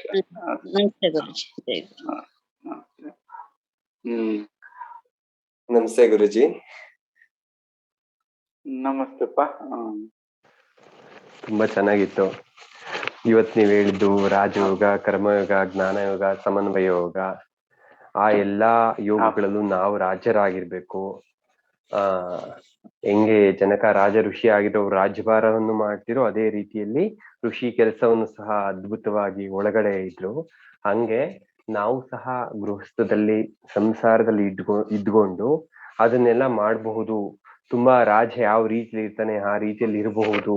ಆ ವಿದ್ಯೆಯನ್ನ ಹೇಳ್ಕೊಟ್ರೆ, ಅದಾದ್ಮೇಲೆ ಸ್ಥೂಲ, ಸೂಕ್ಷ್ಮ, ಕಾರಣ, ಸುಷುಪ್ತಿ ಇದ್ರ ಬಗ್ಗೆ ಎಲ್ಲ ತುಂಬಾ ಚೆನ್ನಾಗ್ ಬಂತು ಇವತ್ತು. ಅದಾದ್ಮೇಲೆ ಎಲ್ಲಾರು ತುಂಬಾ ಚೆನ್ನಾಗಿರ್ತಕ್ಕಂತ ಒಂದು ಅಭಿಪ್ರಾಯವನ್ನ ವ್ಯಕ್ತಪಡಿಸಿದ್ರು. ಹಿರಿಯ ಜೀವಿಗಳನ್ನ ನೋಡಿ ನಾವು ಕಲಿಬೇಕಾಗಿರ್ತಕ್ಕಂಥದ್ದು ತುಂಬಾ ಇದೆ ಅಂತ ಅನ್ಸ್ತು. ಕೆಲವರೆಲ್ಲ ಒಬ್ರು ಹಿರಿಯ ಜೀವಿ ಮಾತಾಡಿ ಎಲ್ಲಾರ್ಗೂ ಸಹ ಅವರ ಚೈತನ್ಯವಾಗುತ್ತೆ. ಒಂದು ಇಳಿ ವಯಸ್ಸಿನಲ್ಲೂ ಸಹ ಯೌವನದ ರೀತಿಯಲ್ಲಿ ಉತ್ಸಾಹದಲ್ಲಿ ಇರಬಹುದು ಅನ್ನೋದಕ್ಕೆ ಅವ್ರ ಜೀವಂತ ಸಾಕ್ಷಿ. ಅಂದ್ರೆ ಅವ್ರು ಅಷ್ಟು ಕಾಲದಲ್ಲೂ ಸಹ ಇಷ್ಟು ಉತ್ಸುಕವಾಗಿ ತುಂಬಾ ಲವಲವಿಕೆಯಿಂದ ಮಾತಾಡ್ಲಿಕ್ಕೆ ಬಹುಮುಖವಾಗಿರ್ತಕ್ಕಂಥದ್ ಕಾರಣದ್ದು ಧ್ಯಾನ, ಈ ಒಂದು ಆಧ್ಯಾತ್ಮಿಕತೆ. ಅಂದ್ರೆ ಇಳಿ ವಯಸ್ಸಿನಲ್ಲಿರ್ತಕ್ಕಂಥವ್ರು ಯಾಕೆ ಅದನ್ನ ಬಿಡದಿರಿ ಇಟ್ಕೊಬಾರದು? ಹೌದು, ಅಷ್ಟ್ ಜೀವಂತವಾಗಿ ಬದುಕ್ಲಿಕ್ ಬೇಕಾಗಿರ್ತಕ್ಕಂಥ ಸಂಜೀವಿನಿ ಇದ್ದಂಗಿದೆ ಇದು. ಹಂಗಾಗಿ ಯಾಕೆ ಇಟ್ಕೊಬಾರ್ದು ಭದ್ರವಾಗಿ, ಚೆನ್ನಾಗಿರ್ತಕ್ಕಂಥ ಸಿಕ್ಕಿರ್ತಕ್ಕಂಥ ವೇಳೆಯಲ್ಲಿ ಅಂತ ತುಂಬಾ ಖುಷಿ ಅನ್ಸ್ತು. ಅದಾದ್ಮೇಲೆ ಯಾವುದೇ ಕಾರಣಕ್ಕೂ ಯಾವುದೇ ರೀತಿಯಾಗಿರ್ತಕ್ಕಂಥ ಏನು ದೋಷಗಳು ಬರ್ದಿರ ನಾವು ಕೊನೆ ಊರೋವರೆಗೂ, ಅಂದ್ರೆ ಈ ಒಂದು ಜೀವ ಕೊನೆ ಕೊಂಡಿ ಇರೋವರೆಗೂ ಆ ಗುರುವಿನ ಆಶ್ರಯದಲ್ಲಿ, ಗುರುವಿನ ಒಂದು ಸಾನ್ನಿಧ್ಯದಲ್ಲಿ, ಗುರುವಿಗೆ ಕೃಪೆಯಲ್ಲೇ ನಾವಿರ್ಬೇಕು ಶರಣಾಗತಿಯಿಂದ ಅಂತ ಅನಿಸ್ತು. ಹೌದು, ಬದುಕ್ಬೇಕು. ಹಿಂಗೆ ರಾಜರಂಗ ಬದುಕುವಂತ ರಾಜಮಾರ್ಗಗಳಿರುವಾಗ ಭಿಕ್ಷಕರಂತ ಬದುಕುವಂಥದ್ದು ಎಷ್ಟೆಷ್ಟು ಸರಿಯಲ್ಲ. ಇವ್ನ ಹೇಗ್ ಬಳಸ್ಕೋಬೇಕು ನಿತ್ಯ ಜೀವನದಲ್ಲಿ ಅಂತ. ಅವ್ನು ನಿಜವಾಗ್ಲೂ ರಾಜಯೋಗಿ ಆಗ್ಬೇಕು. ಅವನ್ನೆಲ್ಲ ಸಮನ್ವಯ ಮಾಡ್ಕೋಬೇಕು. ಏನಿದೆ ಭಕ್ತಿ ಏನಿದೆ, ಕರ್ಮ ಏನಿದೆ, ರಾಜಯೋಗ ಏನಿದೆ, ಜ್ಞಾನಯೋಗ ಇವನ್ನೆಲ್ಲ ಸಮನ್ವಯ ಮಾಡ್ಕೊಂಡು ಒಂದು ಪರಿಪೂರ್ಣ ವ್ಯಕ್ತಿತ್ವ ಮತ್ತೆ ಈ ಜೀವನದ ಪರಿಪೂರ್ಣ ಅಂತ ನಾನಾ ಮಜಲುಗಳಿವೆ, ಇವನ್ನೆಲ್ಲ ಅನುಭವಿಸ್ಬೇಕು. ಇಷ್ಟು ಸುಂದರವಾಗಿರೋದನ್ನ ಬಿಟ್ಟು ಬರೀ ಅದು ಸರಿ ಇಲ್ಲ ಇದು ಸರಿ ಇಲ್ಲ ಅಂತ ಭಿಕ್ಷಕನಾಗಿ ಬದುಕುವಂತ ಬದುಕನ್ನ ಬಿಟ್ಟು ರಾಜರ್ಷಿಗಳಾಗ್ಬೇಕು. ಪ್ರತಿಯೊಬ್ರು ರಾಜ ಯೋಗಿಗಳಾಗ್ಬೇಕು, ರಾಜರ್ಷಿಗಳಾಗ್ಬೇಕು, ರಾಜ ಋಷಿಗಳಾಗ್ಬೇಕು. ಹೌದು, ಅದು ಕೇವಲದಲ್ಲಿ ಸಮಾಜ, ಸಂಸಾರ, ಸೆಳೆತ ಎಲ್ಲಾ ಬಿಟ್ಟು ಹೋಗ್ಬೇಕು, ಹಿಮಾಲಯದಲ್ಲೇ ಇರಬೇಕು, ಇವೆಲ್ಲ ಕಟ್ಟಳೆಗಳು ಕಟ್ಟುಪಾಡುಗಳು ಏನು ಇಲ್ಲ. ನಾವು ಎಲ್ರಿಗೂ ಕಟ್ಟಿಸ್ತಾ ಇದೆಯಲ್ಲಪ್ಪ, ಇಷ್ಟು ಜನರಿಗೆ ಕಟ್ಟಿಸಿದ್ಯಲ್ವಾ, ಅದು ನೀನು ಹಿಮಾಲಯಕ್ಕೆ ಹೋಗ್ಬೇಕು ನೋಡಿ, ಇಲ್ಲೇ ಕಟ್ಟಿಸ್ತಾ ಇಲ್ವಾ? ಹೌದು ಹೌದು, ಅದೇ ಜೀವಂತ ನಿದರ್ಶನಗಳು ನಾವೆಲ್ಲ ಅದಕ್ಕೆ ಸಾಕ್ಷಿಗಳಾಗಿದ್ದೇವೆ. ಹಾಗೆ ಹೊಸಬ್ರೆಲ್ಲ ಪ್ರೇರಣೆ ತಗೊಂಡು ಮತ್ತೆ ಈಗ ಇರೋಂಥವ್ರು ಅದೇನೇ ಆಗ್ಲಿ ಇದನ್ನ ಪಡ್ಕೊಂಡೇ ಹೋಗ್ತೀವಿ, ಈ ಸಂತೆಯಲ್ಲಿ ಇದನ್ನ ಗಳಿಸೇ ಹೋಗ್ತೀವಿ ಅಂತ ನಷ್ಟ ನನಗೆ ಅನ್ನೋಂಥ ಭಾವನನ್ನ ಇಟ್ಕೊಂಡು ದೀಪ ಇರುವಾಗ್ಲೇನೆ ಅದ್ರ ಉಪಯೋಗ ಪಡ್ಕೋಬೇಕು. ದೀಪ ಆರೋದ್ಮೇಲೆ ಯಾವ ಋಣ ಇರುತ್ತೆ ಅದ್ರ ಜೊತೆಲಿ? ಯಾವ್ದು ಇರೋದಿಲ್ಲ. ನೀರಿಗೆ ಎಷ್ಟಾಗುತ್ತೋ ಅಷ್ಟು ಪ್ರಜ್ವಲಿಸ್ಬೇಕು. ಹೌದು, ಆಮೇಲೆ ಆ ದೀಪ ಎಷ್ಟೋ ದೀಪಗಳನ್ನ ಬೆಳಗುವಂತದ್ದು ಆಗ್ತದೆ, ಏನು ಹಾನಿ ಆಗಲ್ಲ. ಆ ನಿಟ್ಟಿನಲ್ಲಿ ಪ್ರತಿಯೊಬ್ಬರು ಆದಷ್ಟು ಬೇಗ ಜಾಗೃತರಾಗಿ ಇದನ್ನ ಸದುಪಯೋಗ ಮಾಡ್ಕೋಬೇಕಪ್ಪ. ಅಹಂ ನಿರಶನನೇ ನಮ್ ಜೀವನದ ಉದ್ದೇಶ ಆಗ್ಬೇಕು. ಸೊ ಯಾವ ಕಾರ್ನರಲ್ಲೂ ನಾನೇ ಅಂತಕ್ಕಂಥದ್ದು ಬರ್ದಿರ, ಎಲ್ಲ ತಾನೇ ಅಂತ ಪದ.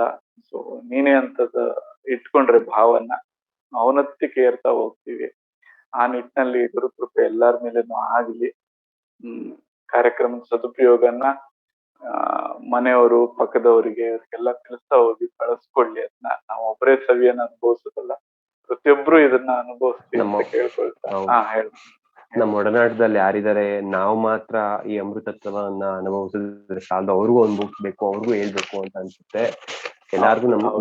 ನಮ್ಮ ಒಡನಾಟದಲ್ಲಿ ನಮ್ಮ ಹೌದು, ಅವ್ರಿಗೆಲ್ಲ ಸ್ವಲ್ಪ ಆದ್ರೂ ಆ ರುಚಿ ತೋರಿಸ್ಬೇಕು, ಅವ್ರನ್ನ ಜೊತೆ ಕರ್ಕೊಂಡು ಹೋಗ್ಬೇಕು.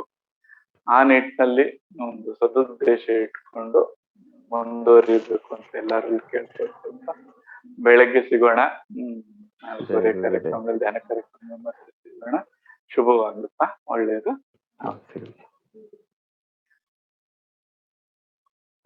ಶಾಂತಿ ಮಂತ್ರನ ಹಾಡ್ತಾ ಇವತ್ತಿನ ಕಾರ್ಯಕ್ರಮನ ಇಲ್ಲಿಗೆ ಮೊಟಕು ಮಾಡೋಣ. ಎಲ್ರು ಜೊತೆಯಲ್ಲಿ ಶಾಂತಿ ಮಂತ್ರನ ಹಾಡ್ತಾ ಇವತ್ತಿನ ಕಾರ್ಯಕ್ರಮ ಇಲ್ಲಿಗೆ ಮೊಟಕುಗೊಳಿಸೋಣ.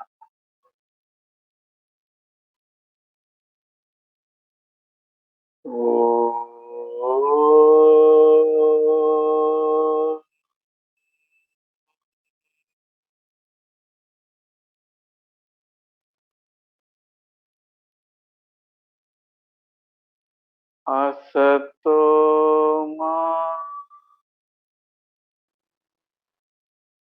सद्गमय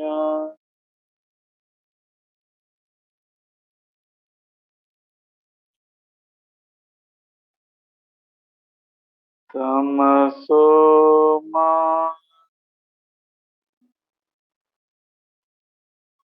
ज्योतिर्गमय मृत्योर्मा अमृतं गमय।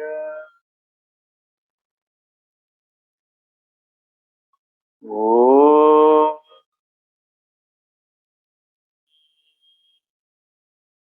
शांति शांति।